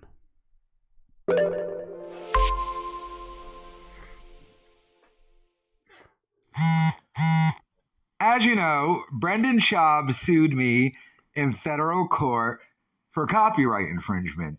He lost, and then he filed an appeal. So I've been working with people behind the scenes to deal with this. But then I got mailed this by the court. So let me read it to you, and then I'll break down what this means and how Brendan Schaub is totally screwed. United States Court of Appeals for the First Circuit, Thick Boy Productions, Inc. Yeah. Plaintiff / appellant versus Kyle Swindells, a.k.a. Uniqueness, defendant appellee. Does 1 through 10. Defendant. Order of the court. Entered April 30th, 2024. Pursuant to First Circuit R27 period 0. The brief and appendix filed by the appellant Thick Boy Productions, Inc. on April 23rd, 2024 are not in compliance with the following federal rules of appellate procedure. Fed R at P, bunch of numbers, requiring that the front cover of the brief and the front cover of the appendix contain the title of the case, see Rule 12. The caption on the appellant's brief and appendix does not match the caption used by this court. Appellant Thick Boy Productions, Inc. is ordered to file a conforming brief and appendix by May 7, 2024. The corrected brief and one copy of the corrected appendix must be served on all parties to the appeal, and the certificate of service must be updated to include the new date of service. The due date for appellee's brief shall run from service of the corrected brief in accordance with federal blah, blah, blah, by the court, Maria R. Hamilton, the clerk. Okay, so let me explain to you how Brendan Schaub is screwed here by his lawyer. So let's just say someone who may or may not be helping me pointed out to me that Brendan Schaub's lawyer during this appeal filed something interesting. What's that? Brendan Schaub's lawyer will not be handling this case. Who's handling it? He gave it off to a junior lawyer at his law firm who's only been doing law for like 1 or 2 years. So he's still billing Schaub, but the main guy's not even doing the work. The guy the woman who's actually running this case has only been doing law for a couple of years. So what is he trying to suggest then? That the law firm is rinsing Brendan of his money, even though it's a case he probably won't win. They're going through the motions and stringing it along because they're gonna bill Brendan for more money. Is that what they're basically saying?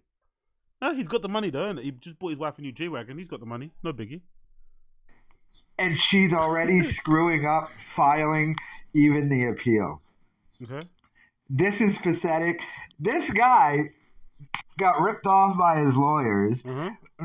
Remember, famously, as I told you, during the deposition, his lawyer called Brendan Schaub Brian Schaub the entire time. The entire 6 hours. And then the first couple of times he said it, I was like, is he talking about Brian Callen and just mixing them up. But around the 80th time he said it, I was just like, no, he just doesn't know Brendan Schaub. He doesn't know his own client's name. And I never corrected him either because I was just laughing the entire time in my head every time he said it. And then at the end of the deposition, when the stenographer was like, you called him Brian Schaub the entire time. He was like, he kind of had a look on his face like, that's not his name? Oh yeah, his name's Brendan, I guess. Can we change that? And they had to get my permission. I was like, sure, buddy, whatever. But terrible legal representation. These are the monster beast of lawyers that I've already defeated. Mm-hmm. And now they're appealing the decision, and they can't even file the thing right. By the way, I already filed my thing with the appeals court, and I had no complaints on my end from them. Apparently, everything I've filed is perfect because I'm a law genius. They can't handle the truth.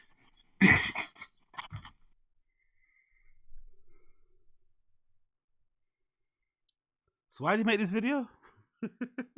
I like Unique, but what was the point of this? What was the update then? That the lawyer he's using is billing him more money.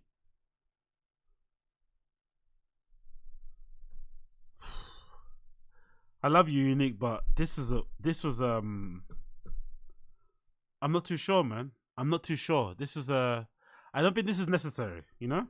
But hey, what do I know? I'm a small-time guy too. I'm a small-time guy. Let's move on from that one. I have no idea why that exists, but hey, big up Unique. Big up fucking Unique. Let's do the next one. Let's do a new podcast cringe. Andrew Schultz discovers the art of grifting. Let's do this one. Let's see Andrew Schultz talking about grifting. Let's see this one. I ain't watched this one yet. I'll go on here. The best, healthiest food isn't the food that's always consumed. Right. Mm-hmm. The food that makes you feel good yeah. is what gets consumed. Right. But sometimes that food that makes you feel good can be bad for you and bad for society in a whole. And we're back with an... great editing. Big up podcast cringe. Let's do that again. That was fucking brilliant.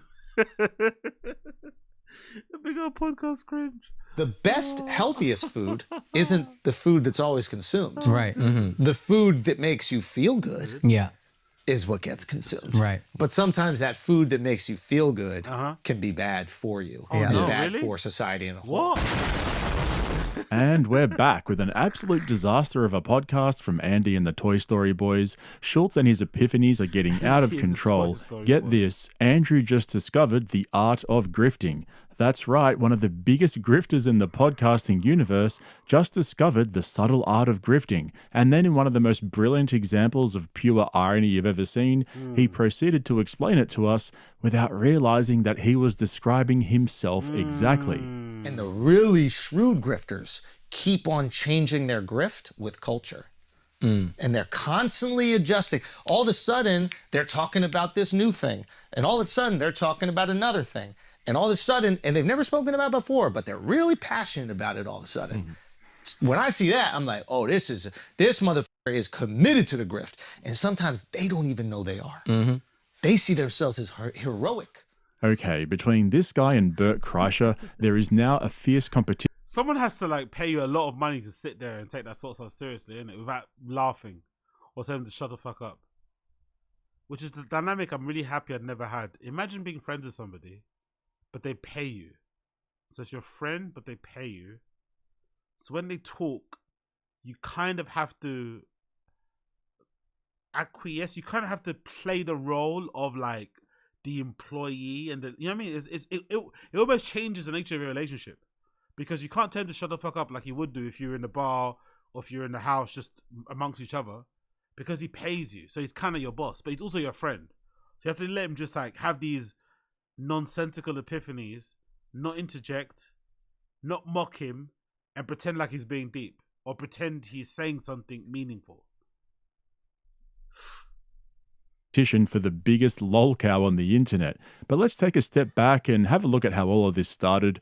On this week's episode of Flagrant, they continued the trend of no guest. 4 of their last 5 episodes have been just Andy and his boy band sitting around and smelling each other's farts. And so after they fumbled their way through the Kendrick-Drake rap beef, which I'll come back to later, they go into the topics of grifting, free speech, and politics. Why? Now, it seems to me like there might be some frustration building due to their numbers falling off. In April last year, they hit just over 11 million views for the month, whereas this year they got just over 7 million, which is still a great number, but obviously having a 40% drop can create some anxiety, especially when you've got all your buddies on the payroll. There's a similar thing going on over at YMH Studios in the... So, I haven't checked the Flagrant sub in a long time, but they were happy with the show when I last checked.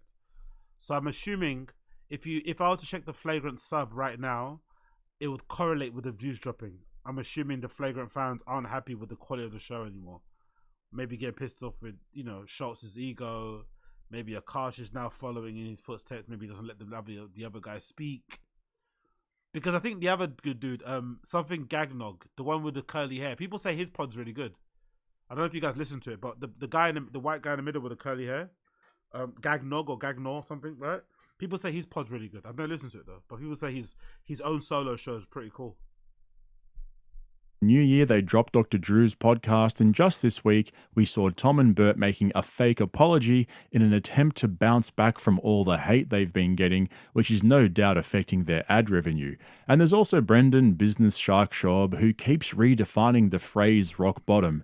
But as for Schultz and his gang of yes men, they're trying to pitch their downfall as some sort of moral achievement. One thing that's really fun about, I think, our podcast is we like to indulge in the crazy conspiratorial shit, right? We have Billy Carson on, and I'll be honest, 90% of the shit he was saying is probably bullshit, right? Like, I'm literally watching it, I'm like, there's no fucking way, but I love it. It's fun, it's interesting. I'm like watching an episode of like sci-fi. Maybe 20%, maybe 40% is real. Maybe there's some truth into it, but who fucking knows? I'm not going like, these are the facts, right? Even Graham Hancock's on, all these other guys, I'm like, tell me what this could be and let's just indulge. It's a fun little fantasy, right?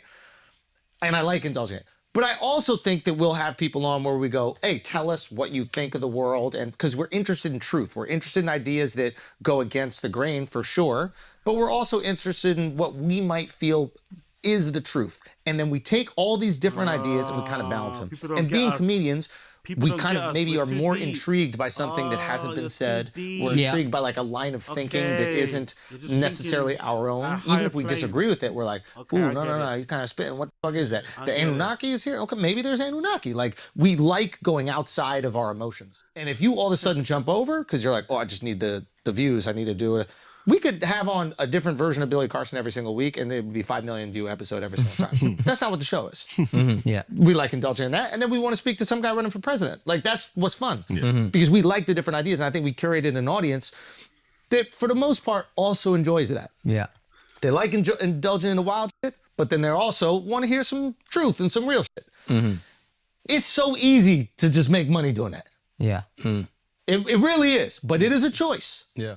It kind of feels like Schultz is trying to convince himself that the reason their views are on the decline is because they're keeping it real, and this seems to be a trend across a lot of these kinds of podcasts. They end up having their internal production meetings on the podcast instead, and they call it good content. But if you look at their... I'm just surprised that these guys never just sit like... I'm surprised they never look back at some of the older episodes. Like, imagine if you were going through that, right, and you had a 40% drop-off. I get it can be nerve-wracking. But why not just go and check your analytics? Look at look at the last episode that had the most views. Skim through it and see why it was so popular. Maybe you'll realize, oh shit, that's actually a good episode. That was actually funny. That was actually informative, surprising, twist and whatever. Maybe just then going back and copy that. Why don't they just do that? I don't understand why it has to be so, complicated, really. And it always has to be some outside forces. They just don't get it. The CIA, FBI, Department of Justice, like, everyone's conspiring against this little pod. That's why you're not doing well. Really? recent uploads, you can see exactly why they're discussing this now. Like I said, they seem to be finding it harder and harder to get guests on, and the episodes where it's just them don't do nearly as well. The Billy Carson episode from last week has 1.5 million views, JJ Redick got them over 1 million views, and the CIA's second biggest grifter, Andrew Bustamante, racked up almost 3 million views for them. Shout out to Mike Baker. And so if you compare that to their episodes with no second biggest grifter is hilarious. Guest, you can see how big the difference is. Basically, a guest episode is worth several times more than a non-guest episode. And when you're only doing one episode per week on YouTube, it really adds up. Joe Rogan, on the other hand, punches out several episodes per week, and he has almost no staff. So for him to have a few episodes that bomb here and there, it's not as much of a problem. But instead of realizing that his operation has gotten too big and he needs to start making some cuts or putting more effort into getting better guests on there, Schultz turned the whole situation into an epiphany about grifting. The internet is a fascinating thing. And Mark and I were discussing this, which is like, before the internet, if you wanted to grift, right, you had to figure out the grift. How do you figure out the grift? You don't know how many people are reading an article in the newspaper. Maybe you knew how many books were sold. But you got to write a whole book. You got to write a whole book. But even before you write the book, you got to see if this book is really being sold a lot and where is it being sold. Now, not only does the internet tell you where the grifts are, it tells you from the content you're making what you can grift on. You see what I'm saying? Oh, yeah. It's like the algorithm. And the views are right there, so you know how big the audience is. So the algorithm pushes you in the direction of what it wants you to create, right? Yeah. So if you don't have like some real integrity in yourself as a creator. Honestly, man, it's having friends that pay you is like dangerous, bro, because imagine sitting there and listening to this shit. Like, what? If all you want is success, if all you want is numbers, it's very easy to just kind of follow that. And I think that's what a lot of people will end up doing. So let's just big up Joe from MIA, Andrew Aristotle Schultz. get this straight. Andrew Schultz has one of the biggest and most successful podcasts on the planet. He's been creating content across social media for years, and he built a stand-up comedy career off the back of his viral crowd work clips, as well as his appearances on JRE. And only now, almost halfway through 2024, he finally realized that he has to actually be creative to stay relevant, instead of just relying on Papa Rogan to continuously promote him through his podcast. But then he got onto grifting and comedy, and he complained about other comedians copying the formula that he used to go viral. You even see it like in comedy, right? Like, we'll put out some stand-up clips, then we put out a special, and then we put out the crowd work stuff. And then when people saw that was popular, they're like, oh, I'm going to put out crowd work now. I'm chasing what I think the people like instead of creating the thing that you want to create. Yeah. And then is Andrew going to say he invented crowd work? Is he going to say he invented crowd work clips? Because that would be hilarious if he does. They'll even like complain that they got to do it. And it's like, fam, go invent some shit, loser. Do you know what I mean? Like, don't do it. Why don't you create the next trend that people do? Instead of begrudgingly following the thing because you are a slave to the algorithm. Create the new algorithm, you know? Slave to the, so they're not winning because they're not slave to the algorithm. I get it now. But the algorithm will dictate to the weak-minded creatives what they should be creating, because all they want is numbers. They don't want actual, true, authentic creation. And in a way, the people that are consuming are actually manipulating the creators and not the grifters manipulating the innocent people. Okay, hold up. So first it was the grifter's fault, then it was the fault of the comedians who are copying his formula, and now it's our fault. Oh, that's great. And speaking of comedy grifts, remember this, Schultz? Yeah, exactly. Holy shit, The Rock just reposted. My boy changed comedy twice. Andrew Schultz is sick. He changed comedy by releasing a special. Oh, mate, honestly. I'd love to have friends like this. I'd love to have friends that would blow this type of smoke up your ass. Even comedy. Netflix is done.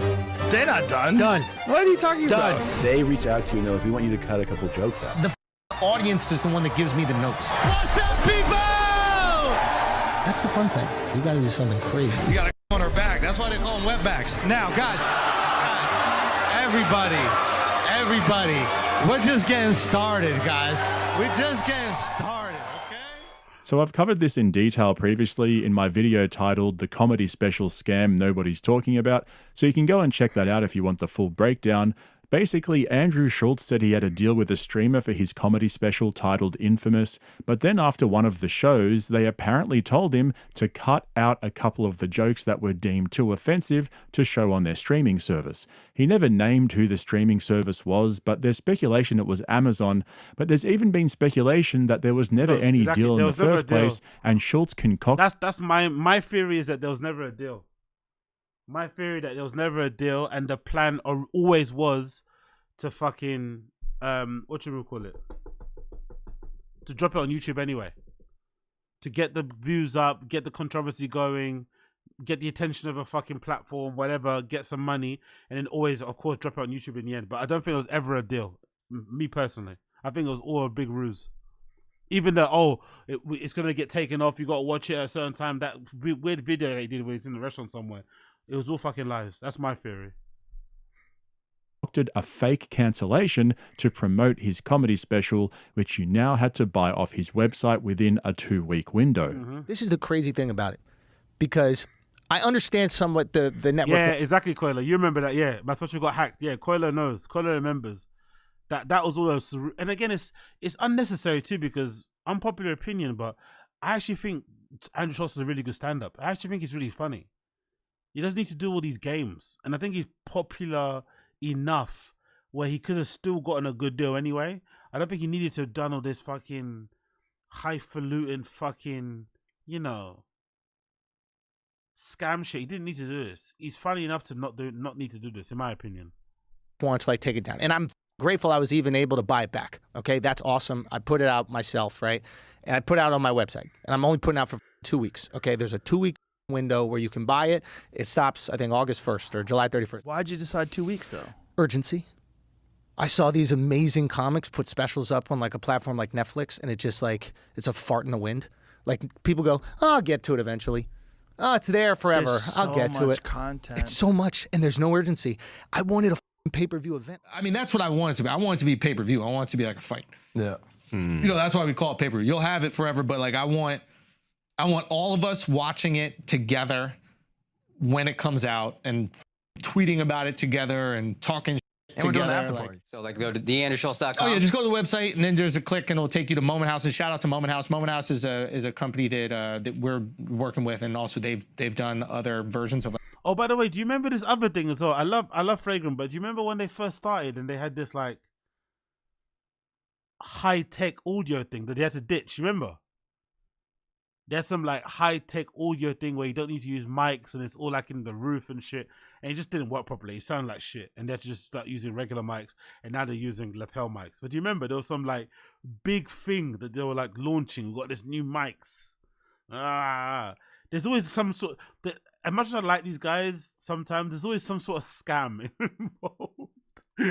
There's always some scam. Some sort of like ruse they're running. Some game. Like live shows, so you'll be able to watch the special. It'll exist there for 2 weeks, and then we're gonna email everybody who orders a special a private link of it, so you'll have it forever. So when you get it, you just get it forever. Okay, yeah. We're also talking to Moment House. We might just keep it up there in perpetuity, so you can have that or the link. But yeah, I know it says the 2 weeks. Maybe that's confusing, but you'll just have this special forever. So then a few weeks after Schulz's pay-per-view special was released on his website, he uploaded it onto his YouTube channel for free. This has to be one of the biggest comedy grifts in recent history, but I'm not going to go over it again here. My point is, when it comes... Honestly, he got all that money up front. This is like Caroline Calloway. Andrew Schulz did the Caroline Calloway. Pre-order now. If you don't pre-order, you're not getting the book. Get all the money from the pre-orders. Then release the book, maybe or not, later down the line. But at least you get them, I mean, like, upfront money. And then drop it for free later on down the line. Damn, bro. To shameless grifting, Andrew Schultz takes the cake. Only a few weeks ago, he was back on JRE again, saying how there's no censorship and comedians can basically say whatever they want now. This is a great time for comedy, man. Yeah. I think it might be the best time ever. Of course. Really do. Best time ever is the one you're living in. Of course it is. Of course it is. I think this is legitimately the golden age of comedy. We're in it. Because it's fun, because comedy's dangerous again. Yeah. Because, you know, like, there's so many people that want to restrict what people can and can't talk about. That's unique. I feel like the restriction is less now. Really? Yeah. Right now, currently. Like in today, I feel like we can kind of say anything. But back to this grifting discussion, they eventually got lost so far down the rabbit hole that they started describing themselves without even realizing it. This has never happened before. Think about that. Back in the day, in order to grift, you had to get lucky. Yo, this is why you can't, whenever one of the truth comes out on one of these red pill guys and you're like, oh, that's the end of him. It's not the end of him because He'll the find audience, a new grift. Well, the audience still wants to hear that content. So they don't care if you X, Y, and Z Exactly. you did. It was your never about phone is- him. Just keep feeding me the content I want to see. That's the thing. It's never about the person. Explaining the internet to people on a comedy podcast is hilarious, man. Make us fucking laugh, bro. Distract us from our drudgery of everyday life. We don't need fucking lessons in fucking internet from you, please. It's about the utility that person offers you. Yeah. What you need is your feelings satisfied and validated. Yeah. And as long as that person satisfies and validates them, then he's still useful to you. Yeah. A lot of times these people don't even love the grifters. They don't care about them. They just satisfy them emotionally. The second the grifters change or culture changes, they're like, fuck that guy. We don't need that guy. Or fuck that girl. We don't need that girl. And the really shrewd grifters keep on changing their grift with culture. And they're constantly adjusting. All of a sudden, they're talking about this new thing. And all of a sudden, they're talking about another thing. And all of a sudden, and they've never spoken about before, but they're... Yo, what's up? The only danger a comedian imposes are to women at 2 a.m. on the road. Exactly. Oh, God almighty. Bless all the fucking ladies out there who had to fucking interact with these fucking donuts. Big up Theodore. really passionate about it all of a sudden. When I see that, I'm like, oh, this motherfucker is committed to the grift. And sometimes they don't even know they are. They see themselves as heroic. Okay, that has to be the best explanation I've seen so far on what a Schultz epiphany is. He just described his own epiphanies. It's almost unbelievable. The Flagrant podcast has just become Schultz pretending to be interested in current events and giving his hot takes about everything and anything, even when he's done little to no research or simply has no idea what's going on. Take, for example, his ongoing commentary about the Kendrick-Drake beef. Here are some of the comments from this episode. Never try to break down Kendrick lyrics again. Exactly. Your reading the Kendrick lyrics sounds like you're trying to do a test you didn't study for. I feel like if a diss track has radio play, it's a better diss. Mark, don't let this man ever speak on rap again. Andrew trying to break down Kendrick was like listening to nails on chalkboards. I promise you guys don't have to talk about hip-hop ever again. You'll need to stay in your lane and don't ever talk about lyrics or break them down anymore, and don't ever ask Al, as you're forgetting he's just the token on his podcast. I'm starting to see more and more of these comments on different episodes when they try to break something down they have no clue about. I remember back when Max Verstappen controversially beat Lewis Hamilton to the Formula One World Drivers' Championship in 2021, and the Flagrant crew did a breakdown of what happened and absolutely butchered it to pieces. That seems to be all these guys do now. Every episode is just clutching at whatever's trending and fumbling their way through it and giving their hot takes, which more often than not, they've just stolen from someone else. So when it comes to grifting as a podcaster or as a comedian, even as a pseudo-philosopher, Andrew Schultz takes the cake. Now, the thing that I don't understand, and I've said this before about Rogan as well, is that these guys have the money, time, and resources to get the right people on and have proper discussions about whatever they like. Instead, they get all these grifters on to give their half-baked theories on everything and anything, and then hide behind the line, we're just asking questions, or we're just... Yo, big up, big up, big up. Drake is hip-hop's Brendan Schaub. Nah. You're doing too much. You're saying too much. That's ridiculous. I understand some people don't like Drake. I get it. It's not to your taste, whatever. But saying he's the hip hop Brendan Schaub is fucking insane. Like, really is insane. Like, there's no correlation between them whatsoever. Zero. I know there's a picture of Brendan with fucking Drake, actually. Where's that picture? Do you remember that picture? Back in the day? When Brendan was famous and he met fucking Drake, you remember? There's that shit old. Yeah, there you go. There's a picture of them together back in the day. But there's no correlation between them whatsoever. Zero. Drake is actually talented. Brendan isn't. Brendan got lucky to be friends with fucking Rogan. Drake would have made it regardless of the Lil Wayne cosign. You know what I mean? Like, Drake, you're not successful for as many years as Drake has been over the years in hip hop, breaking all these records, and people don't like what you do, or you're not good at what you do. Like, no, let's not say that. Let's not do that. But remember, look at that. Back when Brendan had some clout and could be in his rooms. Now he's never going to be in the same space with Drake, is he? Ever. But yeah, back in the day, man. Back in the day, Papa with Drake. Look at that face. Hey, it's almost like he's doing it to the haters. See? Told you I made it. Told you I'm a big deal. That's like a anti-homeless cat smile. Such a weird smile. Actually, it's the same type of smile he did with the Cooler Daddy girls, isn't he? Right? Brendan the Cooler Daddy. Remember when Brendan Schaub had Cooler Daddy on his with Andrew Santino? It feels like it's the same sort of smile he did with them in the picture. Don't know why I remember these. Yeah, there. See, it's the same sort of like pose. There, it's the same sort of like weird head thing. You know? See that? It's the same like weird head thing. There's him there, and it's the same similar type of head thing. Similar. Let me actually get that up on here. Bear with me a second. Let me get that other pic on here so I can see it properly. Bear with me a second. Bear with me a second. Bear with me a second here. I actually want to see this other picture because I think this is actually quite funny. Can I copy that? Copy image address. There you go. Look, it's the same sort of like head movement. Same weird head movement.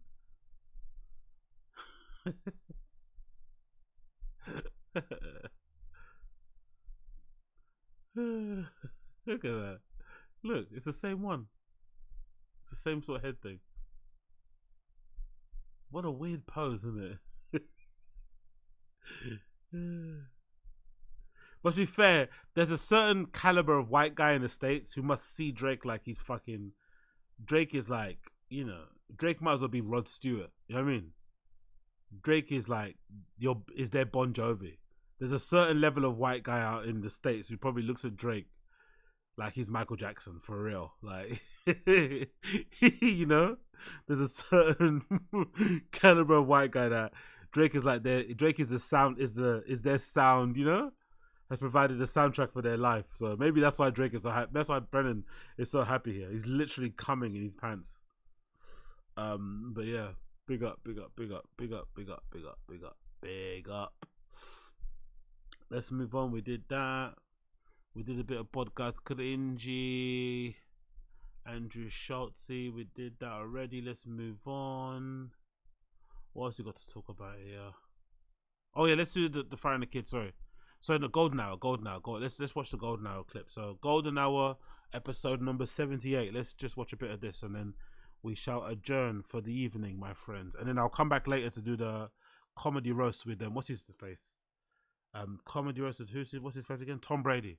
So make sure you're subscribed to my or follow me on Kick because I can't do it. If I can stream it on here, I'll just do it. But I can't because YouTube will take me down. So if you want to see me react to the new fucking what's his name, Tom Brady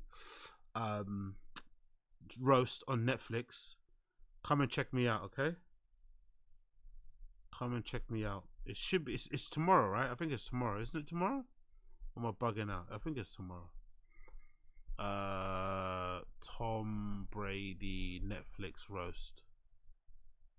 I'm sure it's tomorrow. But I put it up on my fucking YouTube. So it should be tomorrow, right? Netflix is a joke. Tom Brady watched the roast. Where is it? Is it here? Yeah, there you go. It's a roast. Yeah, so it's tomorrow. So I've got my thing up on here. Let me actually get it for you so you can see it. Bear with me a second. I'll put it in the chat as well so you guys can see it. kick.com/my name. So the link is gonna be in the fucking stream itself. I'll put it in the description as well, so you guys can see it. Whoops. Let me get up on the description so you guys can see it as well. Bear with me a second here. Oh, it's been dumb. kick.com/my name, right? Boom, boom, boom, boom, boom. So that should work here. So this is the link. So make sure you're subscribed and follow me on there. And then we're going to do this. Cool? So that's the link there. As you can see, it's there. That's the link. So make sure you fucking are on that. Don't fucking delay. So we're going to do the live stream of that later on. So make sure you join in. So this is it, obviously. You know how to get to Quick Kick. Follow me on there, and I'll obviously live stream the comedy roast on there later on. So I'll do it on there. So there, that's the one, right? So there, kick.com/Agostino Zinga, all one word. You can see it there. You can see my fucking name there. Just do that. Kick.com/ yeah. Boom, easy does it. Simple and easy. So follow me on there, and then we're gonna do the live stream of the what's his name? We're gonna do a live stream of this. Whoopsie, where is it? Went back. We're gonna do a live stream of this comedy roast of Tom Brady. Okay, cool. We're gonna do that later on, but for now, let's go and do some Papa shit. Golden Hour, episode number 78. Let's go. What's your first CD you ever bought? I got as a gift. I got a CD player, and I got two. I got three. I don't remember what the third one was, but Just it was Michael Jackson Dangerous. I wanted to be specific, dude. Because it wasn't just one. It was a gift, I got the CD, and then it was like, it was. I like to be specific. Holy dude. Okay, let's see what happened here. Augusta. Oh, you tie. What happened there? Yes, I was at Stagecoach, and tomorrow I'll be in Augusta, Georgia, and then I'll be in North Charleston. Oh, look who he is, North Charleston. Is that how he walks? Makes a lot of sense why I don't like him, innit? That lack of urgency in the walk, like, look at that. It's like he just got up. And I'll be in Is he tired from walking from his car all the way through the air-conditioned studio to the office, to the studio door? Is that why he's so tired? Look at that. Oh. Look at that walk. That's a walk of somebody that definitely hasn't had a full-time job in a long time, innit? He's absolutely knackered. Augusta, Look at that. Georgia, What and kind of then walk is I'll that? be in North Charleston. Disgusting. Look how long that string is on his hoodie. Look how long one is compared to the other. The lack of effort, the black t-shirt with the light hoodie, the light jeans, like just a slob in it. Probably covered in some sandwich crumbs or something. Like, fucking hell, mate. Make an effort. Show some enthusiasm. Come in with some energy. You probably just woke up as well. Oh, look who he is, North Charleston. We thought you were gonna be super late. West Virginia. We just started. Oh, you tie. Oh, he's tie. Straight from the plane. Where'd you come in from? Austin. And boy, are his arms tired. No. Yeah. I don't. No, we're not. No. We're not doing that today. No. I don't like that kind of thing. No, you're too tired. I'm too tired for that. What, it how was many great. hours of sleep? I mean, I had an early. Does he not talk about the mothership? Isn't that where he's at? The mothership. That's where he come back from, right? No conversation about the mothership. Just gonna talk about the flight. Flight, and then it was a late night because I did Kill Tony last night, right. so it was like, then just hanging out. You know what I mean? Yeah. End of the day, though, pretty good run. Chris is pissed. Yeah, it was great. You kept flying in from Kill Tony, coming to a podcast. But I did. The mothership was great this weekend. My God, that club is beautiful. Oh, cool. They took him out of mothership. Brendan quit comedy. Chris can't go because he allegedly touches up kids. I love this. Cool. Yeah. So I did that all weekend, and then the Kill Tony, and that was bananas. Yeah. That's like I was at the Charlotte airport. Chris D'Elia definitely can't do Kill Tony. The whole event will just be like pedo jokes. He can't do that. Mm-hmm. This real redneck guy walks up to me. He's like, "Oh man, you're on Kill Tony." Wow. Out of all the shit you've done. Yeah. Right? So I said, okay, so that's it for me, huh? That's fine, though. No workaholics, murder mystery. Well, hey, dude. I'm dying up here. However they find How you. about Golden Hour? However But they also find you. That's what it is now. Yeah. Isn't that crazy what it is now? It's like, however they know you for, they know you for that. I'm old enough to remember when it was like, you know, even at the start of Workaholics, it was like, oh, you're on that TV thing. Right. You know, Because it was big at the time, too. yeah, but now it's like, you know, now they find your name. Fucking hell, this pod, bro. God almighty, mate. Anyway, you gotta keep the car payments up, but God almighty, like, what are they even like? This is like that conversation you have at work the first day after the weekend. On the Monday, obviously, right? Like, what is this nonsensical, meandering small talk? Just Yeah, They but know you from Workaholics was whatever. 10 years ago. Crazy. Yeah. But still, some people, I'd say No, I know. They yeah. I'd say the thing I get most is, oh, you're from ridiculous. the thing I get most. No one asked you, by the way. I love how he just offers it up. No one asked you.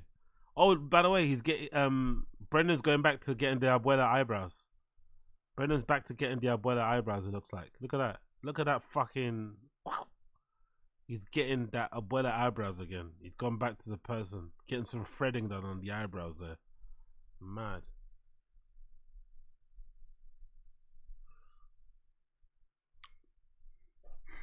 Ridiculousness, right? I'm like, the MTV show? Yeah. Wow. Is that still on though, right? That's all they They run. they They run should just call it the they ridiculous. run Network. replays Oh, really? all the time. Yeah, they Is should that call on it. MTV? Oh, is that true, Koila?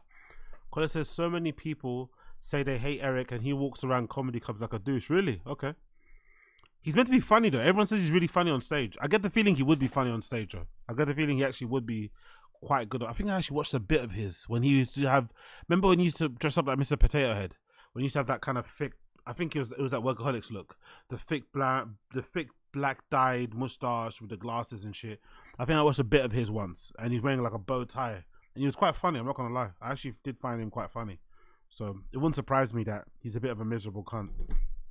He's probably the type of person who thinks he's deserving of more success. You know, that kind of dude. Which, you know, it's understandable because he's in that group, but he's also not really in that group, you know? Which is why I'm surprised he's been welcomed so much in the comedy mothership. Because he was never really one of Rogan's guys, really. Let's continue. Yeah. Yeah, they should call it RTV because that's They the should call it Rob Dyrdek Network. Like He records like literally the only thing they play. He records like 260 episodes a year. Yeah. They knock They out do- like they do 8 in eight a a day. day. Yeah, but you know he does it in 2 months. Yeah. And he's done for the year. That's crazy though. Wow. Beastie. He I see We should his- do that for this. Right? I love how it's always about that beastie work ethic. Is the show good though? I think the show's good. People enjoy it. I don't really watch it, but people seem to enjoy the quality of the show. It's never about that. It's always about the work ethic, right? Oh, he does all these shows. Yeah, because, you know, why not do them in two? Why not? It's a pretty simple format. They watch clips of stuff they see on the internet. It's not that hard to like bang out those many episodes in 2 months. That's all you have to do. Yes, it's a bit tiresome and tedious, but if you're getting paid handsomely to do it, why wouldn't you do it? And again, it's funny, right? No, it's beastie. Right. Yeah, I see his. Record 'em all. I see his Instagram, and he's like, "I will be a billionaire by the time it's 2025." Facts. Yeah, He will too. But it's like to work that hard. That's wild. To work that hard. Why would you do that? It makes sense though when he says that. People like him say it because it's like, yeah, why would you work that hard to be a billionaire when you could work, 90% less hard like these guys do and be a live pretty well, where you're like a comfortable millionaire, which these guys are, right? Because what is Papa's fucking monthly outgoings? Easily, probably it might be because $500,000. His outgoings every month are probably close to $500,000. So you're having to make a lot to keep those fucking payments up. He plans everything out. I know. To the minute. To the minute. Well, we were talking. Were you on the Fight Club? Yeah, we with were him? talking. Yeah, on it the was Fight wild, Club. right? Yeah, it was wild. He stressed me out because he kept going, "What's the plan here?" I'm like, "Whoa, No, I'm dude. chilling. I'm chilling. Let me." He used to plan. I'm chilling. Oh, dude, he. Oh man, there's people like that, man. Yeah, no, I know. Brendan getting annoyed and frustrated that someone keeps asking him about a plan. You should have a plan, bro. You came into podcasting a million years ago. You're friends with Rogan. You should maybe have an exit plan, but it's not. The plan is just keep on podding. Keep podding, keep grifting, keep hustling these ads, or keep hustling these ad networks and just hope it, the gravy train never ends. No, but he wanted it for my life. I'm like, bro, this isn't a Tony Robbins type of thing. Yeah. God bless him. He's one of the best people I know. Yeah, he's awesome. He's such a dismissive, patronizing cunt, innit? That guy shouldn't even be on your show, right? The ridiculous dude. He shouldn't even be on your show. He's probably way too famous for you. This isn't the Tony Robbins thing. He's so patronizing. Crushing it, too. Yeah, but so yeah. Backhanded compliments. I was at Stagecoach. You were at Stagecoach. That surprised me. That's what I said. Well, I mean, come Who on, let bro. you in, bro? What are you doing there, dude? Come on. Come on, guys. Your wife forced you to go? No, I could go if I want, dude. You don't even listen to music. Your wife forced you to go. I don't listen to music, but my wife was like, "Do you?" People who don't listen to music are bizarre to me. What do you listen to when you're walking around? You just listen to the air. That's a fucking nutty place to be, bro. Not listening to music is fucking insane. Let's go to Stagecoach, and I was like, "I'll reach out if we can get hooked up. I'll go." Did you reach out to Jelly? No, I don't. I didn't know him. I met him at Stagecoach. Oh, for the first time? I don't know him. Yeah. Oh wow. He's a great guy. The best. Really nice, and killed it. But so I just texted Hardy. I know Hardy, and he and. I'm sorry. Are we talking about? Oh, he's a country. He's huge. Hardy sings. I woke up in the back street. He's great. And he was like, "Yeah, come. I'll just get you the guest passes and everything." So we went out there, and I mean, Hardy's a cool guy. Oh, he's the best. How do you know him? I've known him for a bit now. Just from, I think originally he would write me about my podcast, but this was years ago. My kids watch that. I woke up on the wrong side of the truck bed 5,000 times a week. It's crazy, these dudes, how talented they are at putting songs together and catchy music. And it's just, whether it's for me or not, like, to me, I like Hardy because he's like a lot, he like rocks. Like, I like Jelly Roll too, because it's mix. Not just country, Listen to these guys talk about music is wow. I like him because he rocks. Guess what? They're like a hybrid of it. That's what country's turned into. Yeah. Did you see any special guests? Like they're like lower. Okay, cool. Do you want me to be lower or higher? Okay, maybe I should make the clip lower. Maybe I'll make the clip lower. Let's make the clip lower. Let's make it 50. Like I know Reba McEntire. Anybody else? Right? Anybody else? Reba though? McEntire, fucking dude. How old is Reba McEntire? Great. She's 89 years old. 107. It's crazy though. She's like. By the way, shout out to Brian Cowan. Yeah. Okay, cool. I'm closer. Reba. Closer. Okay, 69. All right. Yeah. I mean, she's 69. Yeah, she. I mean, these people and her and Miranda Lambert. Like that's definitely not my music, but they killed it. They slapped. Dude. Did you see Carrie Underwood? Nah, was she there? Was she? She was at Stagecoach? She brought out Axl Rose, bro. At Stagecoach? Yeah, dude. Then Morgan Wallen and Posty. Yeah. And Posty got together. Did he throw a chair? Yeah, I saw them. Calling Post Malone Posty is also a bit cringe-inducing, but hey, what do I know?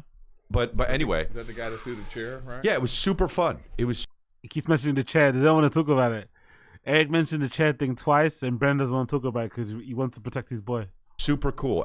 Music's fun, man. No, but it wasn't the music. It was the music. Music was good, but the music brought everybody together. That's what music does. Quick question though: when do you age out of music festivals? Oh well, he's already aged out. He should. Oh, dude, go to Stagecoach. There's people there. Oh no, he's there for the young girls, obviously. Most people there are like in their 40s. Oh, that's true though. This country thing is like a little bit maybe not older. Coachella. Yeah, no, Coachella. You not. Yeah. Yeah, no, Coachella. Well, you definitely can't go to Coachella. Chris definitely can't go to Coachella. I've never gone. I would know, and I would never go. Yeah. I go to Coachella seems like a nightmare, but the Stagecoach was like nice, dude. The people there were so fucking nice, And what's that? What? Would you say white? No. And It's country. Yeah, it is country. But yeah, it's an older, like Stagecoach is like the older kind of vibe. Well, I wouldn't say compared to Coachella. 40s actually. Yeah, a little older. Because Coachella, there's like young chicks, and, but there's another one, and like really young dudes too, right? Like Coachella's Oh yeah, well I don't know. teeny I've never bopper been, thing, like but- Billie Eilish and like Isn't there another old guy? Young chicks and really young dudes. Cleared it up, innit? Like festival like that? Or am I just anyway, Stagecoach? I My went buddy to Matthew this. Espinoza goes to this. He loves this. I got crazy blisters. I went to this. Kristen. your I let her toes? dress me. I said, you can dress however you want me to dress. Look how cute. Go to that. Go back. Look how cute. they're looking. Honestly, is this show just them looking at their Instagram and talking about their weekend? Yo, man, this is so low effort. What happened to all the stuff they're meant to do with this? It was meant to be like a scripted show with segment. Like, what is this? They just sit around just like recapping their weekend and with this forced office colleague chat thing. She was having so much fun. And does she like country music? Oh yeah, It's my favorite genre. it is. Oh, by far. I'm from Wow. Denver, Oh, baby. yeah. It's my favorite genre. Name one song. Look at that. That's so fun. We're It's having my fun. favorite genre. And I can't believe you didn't Lies. get your peepers on Carrie Underwood. are you sure she I was looked there? it up. It was 2022. Yeah, she wasn't there. She was there with Axl Rose? In Not 2022. Whoa. I mean, saw bro, a this- clip of it, bro. I just saw a clip of it and I thought it was awesome. He's so fucking dumb. It's your favorite genre, but you don't know what year someone was at a festival. Cool, makes sense. Hold on, no. I'm like, I would have known she I was there. wasn't there. 2 years ago. Yeah. It just popped up on my TikTok. Oh my god. What is your TikTok like a time machine? Yeah, I Like don't back in know. time? But so anyway, it was really fun. Shout out to those guys, Ernest and Hardy, and all those guys made me feel really like fucking special, dude. It was cool. They're awesome. Willie Nelson, I saw. Whoa. Did he smell like weed? I wasn't that close to him, He but looks like he stinks. I don't know. Like Doesn't like everyone weed old? or like, You look like you stink. Yeah. like cigarettes and weed a little But bit. he Gaff, yeah, I saw him. Levi's. And it was wild, man. But your boy Jelly Roll is The man. But What's yeah, this about? he is the man. But he really puts on a great show, dude. Him and Hardy put on. I don't know, because that's more my vibe. I love Hardy. He's But one of my yeah. favorite. And obviously Yeah. Jelly's a close Yeah, buddy. they kill. Yeah, what were you at the? I don't know how it works. So, do you get to go to everything? Like, did you see Eric Church? People apparently did, left yeah. out. Why? Yeah, Because he played an acoustic set and it was yeah. kind of gospel and he didn't play any he of his didn't hits. do and people any were of his pissed. Gospel songs. meaning what? He was like preaching about what? There was a gospel like climate change people and shit? behind him, like Gospel like, oh my god. he had church. So Like it looked like church. retarded. It looked like a church. Yeah, but did it slap? It was very low key after Jelly Roll. Oh, So matter of fact, Jelly Roll was on, and I was like, how's Eric Church going to follow this? Just because, I mean, I know he's huge, but Yeah. Jelly Roll like shut it down. And you know, he's such a good speaker too. Like in the middle of songs, he's like getting you emotional and shit. And then afterwards, this guy came on. No. you'd like Jellies. You'd like Jellies. Not like, but like. You know, I've been doing this for 20 years, and now, like that kind of stuff. Yeah, Jelly be like, I got a face tattoo, and Yeah. then just keeps going. It's fantastic. But anyway, it was. It was. Oh, you're not. Oh, so this guy didn't do that. Jelly Roll. No. Jelly Roll did it, and then he went on, and Brought the house down, like lowered that. this energy. is not my style at all, and a lot of people like left. Eric Church has some bangers on. in I'm mass. sure you like yeah, but Eric he didn't Church. do those. Looks like Nate He just Bargatze he right did new there. shit, No, he did covers. like remixes. Yeah. Eric Church is like literally one of my favorite artists. He's like current outlaw country. Like, Yeah. like, I mean, If this doesn't pick up, I'm exiting in 5 minutes. This is diabolical. Honestly, I rate everybody. Anybody on the Friday Kids subreddit that has to sit through this to get clips, I rate them so highly because this is insane. I thought the Friday Kid was hard to get through. This is what is this? What are they talking about? Why does this matter? Aren't they meant to, it's like two professional comedians, one just semi-retired. Why are they talking about this? He's not pop country. He made everybody get vaxxed after, so I hate him now. But No, did he really? yeah, oh yeah. What do you mean made him? I'm in out. his concerts? Yeah. Oh no, I'm out. he if he did his hits, everyone would have loved it. But he didn't do his hits. He did like a rap song, singing. A lot of people do covers though. Like Jelly did a cover. Doing a cover is fine. One or two. Yeah, I can't just. No. This was all covers and then one song of his at the end, I think. And Maybe the people, vax fucked with his brain. People left in mass. In mass. It was weird to see. And did he say anything? No, afterwards he did, but I mean, he was like, I took a chance, whatever. I get it, but it's like take a chance at fucking Stagecoach. That's all the these thing. big Yeah, dogs? I know. Yeah, because they probably he probably wasn't making $1 million. Oh, he's you know what I mean? big. Whatever, I see what you're saying. You know what I mean? Like whatever they paid him, he was probably like, well, I'm gonna give you less. the, Yeah. I'm gonna give you the. Man, Eric Church is big. To get him there, I bet they paid him. I don't know. Festivals don't pay. Festivals are different. You know. Man. But anyway, it was wild, and then I saw Morgan Wallen and Posty. I saw Post Malone. Yeah. Ooh, Posty did a lot of covers. I saw. Stop calling him Posty, man. You're a fucking 40-plus-year-old man. Just call him Post Malone. He's not your friend either. God Yeah, damn but it. he's Cringe. that makes more sense. Cringe. Yeah. But he's on Ozempic, huh? I don't know. He looks great. Nah, he's not. It's obvious he's not. He's been clearly just not eating like shit. He's been losing weight for a while, to be fair. You can tell he's not Ozempic because he doesn't look as gaunt. He's so yeah. Yeah, his legs are the same as Willie Nelson's now. What is that? What do you mean? Oh, like thin. Oh my god. Oh yeah, no, he's thin. Yeah, no, I was right there with Just him. no ass. Dude, I saw this funny ass Instagram where this guy was singing, "Oh, Ozempic, we know," and it was just all these actresses who were like their that's fat funny. pictures Yeah. and their skinny pictures. That's funny.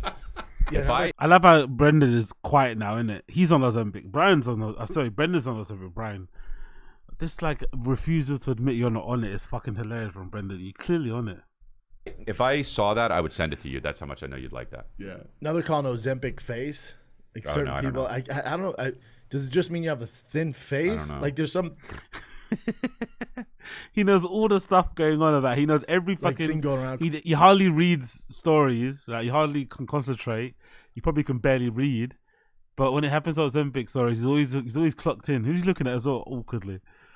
Just admit you're on it, bro. Why are you lying? Like we know you're on it. You've tried we've heard you try every diet under the sun. Even in the UFC, he wasn't as skinny as he is now. It's like, come on, bro. Just admit you're on it. Just admit you're on it. Come on. Just admit it. Called Ozempic face. I want to start to get on Ozempic. Well, dude, I'm telling you right now, like you need to look at like He's too lazy to get on it. Eric Griffin's too lazy. He probably is too lazy to pick up the syringe. He's too lazy to do everything. It's just too much work. Oh, he's got Comedy Mothership t-shirt on. Oh, that's gonna hurt, Papa. He's got a Comedy Mothership t-shirt on. That's probably what they give you when you perform, right? So I'm sure there's some sort of like performer pack. There's some sort of goodie bag you get when you perform there. Oh, that's gonna hurt. That's gonna hurt Papa and Crystalia. I can actually see Crystalia actually performing there at one point. I know he's banned now because he's a diddler, but I can see that maybe changing. It might change, which would be hilarious. just look up side effects of Ozempic. What is it? It's on the box, like. Everything has side effects, though. Yeah, but this stuff is like pretty. It's pretty crazy. That Did you look at the side effects of the vaccine, though? Oh, here we go. But you got to keep that same energy. When I bring up side effects of vaccines, like, come on, you're killing people. I don't know, but nobody's even disagreeing with you. We're just thank you. You act like we're against you with this vax thing. We're you not. are a little bit. No, we're not. God. I've literally said right now. I literally have said I wish I didn't get it. 2020. Yeah. Why are you still talking Dude, my about TikTok this? brought it up. Is this My like TikTok Carrie brought it- Underwood? Yeah. This TikTok needs to like update. I Put know, a new dude. date on it. Yeah, I get the iPhone 9. I don't know what to tell you. Is like 1998 on it. Look at this You stuff. got to be careful. I got the first. I'm gonna vibe a little bit. You got to be careful too, because remember, if people can just take a shot and lose weight, then the whole diet industry's the $1 trillion industry is gonna start to fail. So if you can eat McDonald's and take Ozempic, is to start fucking some diet stuff up. Dude, look all at the this stuff. dieting, all the workout, all that stuff. If you can just take a shot and lose weight, so they're gonna tell you, oh, it's this horrible thing, it's Allergic terrible. reaction, diarrhea. What? gallstones, bloating, burping, abdominal pain or constipation. Fat people would take all kidney that. disease, That- pancreatitis. All these fat people already have all this. Abdominal pain, blurred vision, Yeah. fatigue, Upset constipation, stomach, diarrhea. dizziness. Weight gain. I just I just think that Sugar cravings. You ever get that though? Like the pills, the doctor's like, all right, this will help with anxiety, and it looks and it says you might develop anxiety. You're like, what the fuck? Yeah.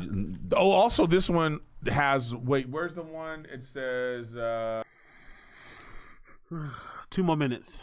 Lump. No, not the headache. Just lump. What's lump? Oh, just a lump, but just jump out from got nowhere. this lump. But the thing too is like then what'll happen is with this is that people are gonna become not what is that when you become immune to stuff, you know? Oh right. Your body adapts to it. Yeah, tolerance. Your tolerance. And then it's you gotta keep taking more. Then they're gonna be taking more. then they're gonna be fat again. No, you gotta keep smart. taking more. Yeah, but that's when it gets dangerous. You give it full of Ozempic. It'd be You so gotta be a fat little on careful. I Ozempic. know a ton of people that's done it. 0 issues. Like you. I know a ton of people that's done it. Like you. 0 issues. I love it. Oh. Ton of, one more time. That's basically him. Full of Ozempic. It'd be You so gotta be a fat little on careful. I Ozempic. know a ton of people that's done it. 0 issues. 0. Yeah, well, You mean now, like the vaccine? Now. Well, I know a ton of people with issues with the vaccine. And But there's I know- a ton of people that I are know gonna a have lot of issues with people that I know, a so lot do of, you, man? I know a lot of people who got the vaccine and are fine though. Yeah. Yeah. Like who? Me, I'm fine. You're sick all the time. No, I'm not. Wait a minute. You're sick I was sick every 2 day weeks in ago. here. We're vibing now. I was sick 2 weeks ago. Actually, you have come in a little 2 times. 2 times. I'm 2 kind of with times. Brendan on this. 2 times. Your immune system's down, bro. Meanwhile, Also, I was just sick. no it was vax. just so Take fucking. it in, dude. Take it in. Bro, you've had COVID 9 times. Yeah, dude. And I'm stronger from it. Look how skinny. Yeah, he's definitely Ozempic. Look how skinny his arms are. Jesus. And I'm stronger from it, dude. Why are you acting like I'm against you? Because you I are. don't. No, I'm not. Imagine talking to someone like this as an adult. Must be infuriating. You know, he's so dumb. No, I can. You're hitting an agenda. I got the original thing, and then I was like, "Why am I doing this? I'm not doing it anymore." That's it. I'm Okay, on. dude. Just relax, bro. I'm chilling, bro. It's your thing. No, I'm fine. He's fine. You know. Anyway, I'm done. I can't do this anymore. This fucking show is fucking boring as shit, and I've got a jet. Yeah, man. Yeah. Big up everybody that takes clips from this. I respect you guys more than you would ever know. All you guys and girls out there that take clips from the golden hour. I don't know how you guys do it, because the show's pure garbage, pure and utter garbage. How they manage to keep doing this week. Actually, you have to give these guys also some credit. How they manage to do this every fucking week, plus a Patreon episode.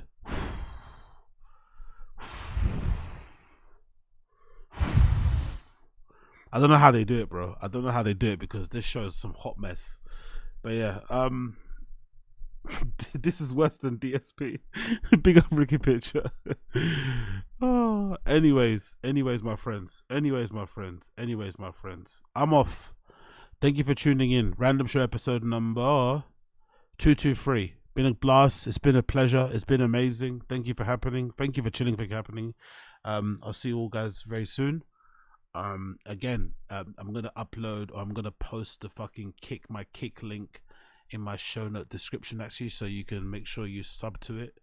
If you don't mind, I'd be greatly appreciated. Make sure you join. Right, let me actually put it in the chat as well. I think so. It's 1 a.m. my time, but I don't know what time it is yours. The fucking Tom Brady thing. So it's 1 a.m. my time. I don't know what it is your time. Just check Netflix and you'll see it on there. But I'll be on Kick, so make sure you tune into my Kick. We'll be having a fun time over there, alright? We'll have a fun time on my Kick. That's the link for you motherfuckers, so make sure you join. Alright? Make sure you fucking join. Don't be lame. Join the flipping thing. It should be flipping fun. We'll have a good time over there. Let me put it in the description as well, so you can see it. For those of you that want to join in, the Kick stream link will be in the description as well. I'll put it here. Oops. Let's put it on there like that. Let's do kick. Boom. So make sure you join. It'll be fun. It'll be good to hang out. And then I'll see you guys then. All right. Yeah, 1 a.m. UK time. 1 a.m. UK time. 1 a.m. UK time.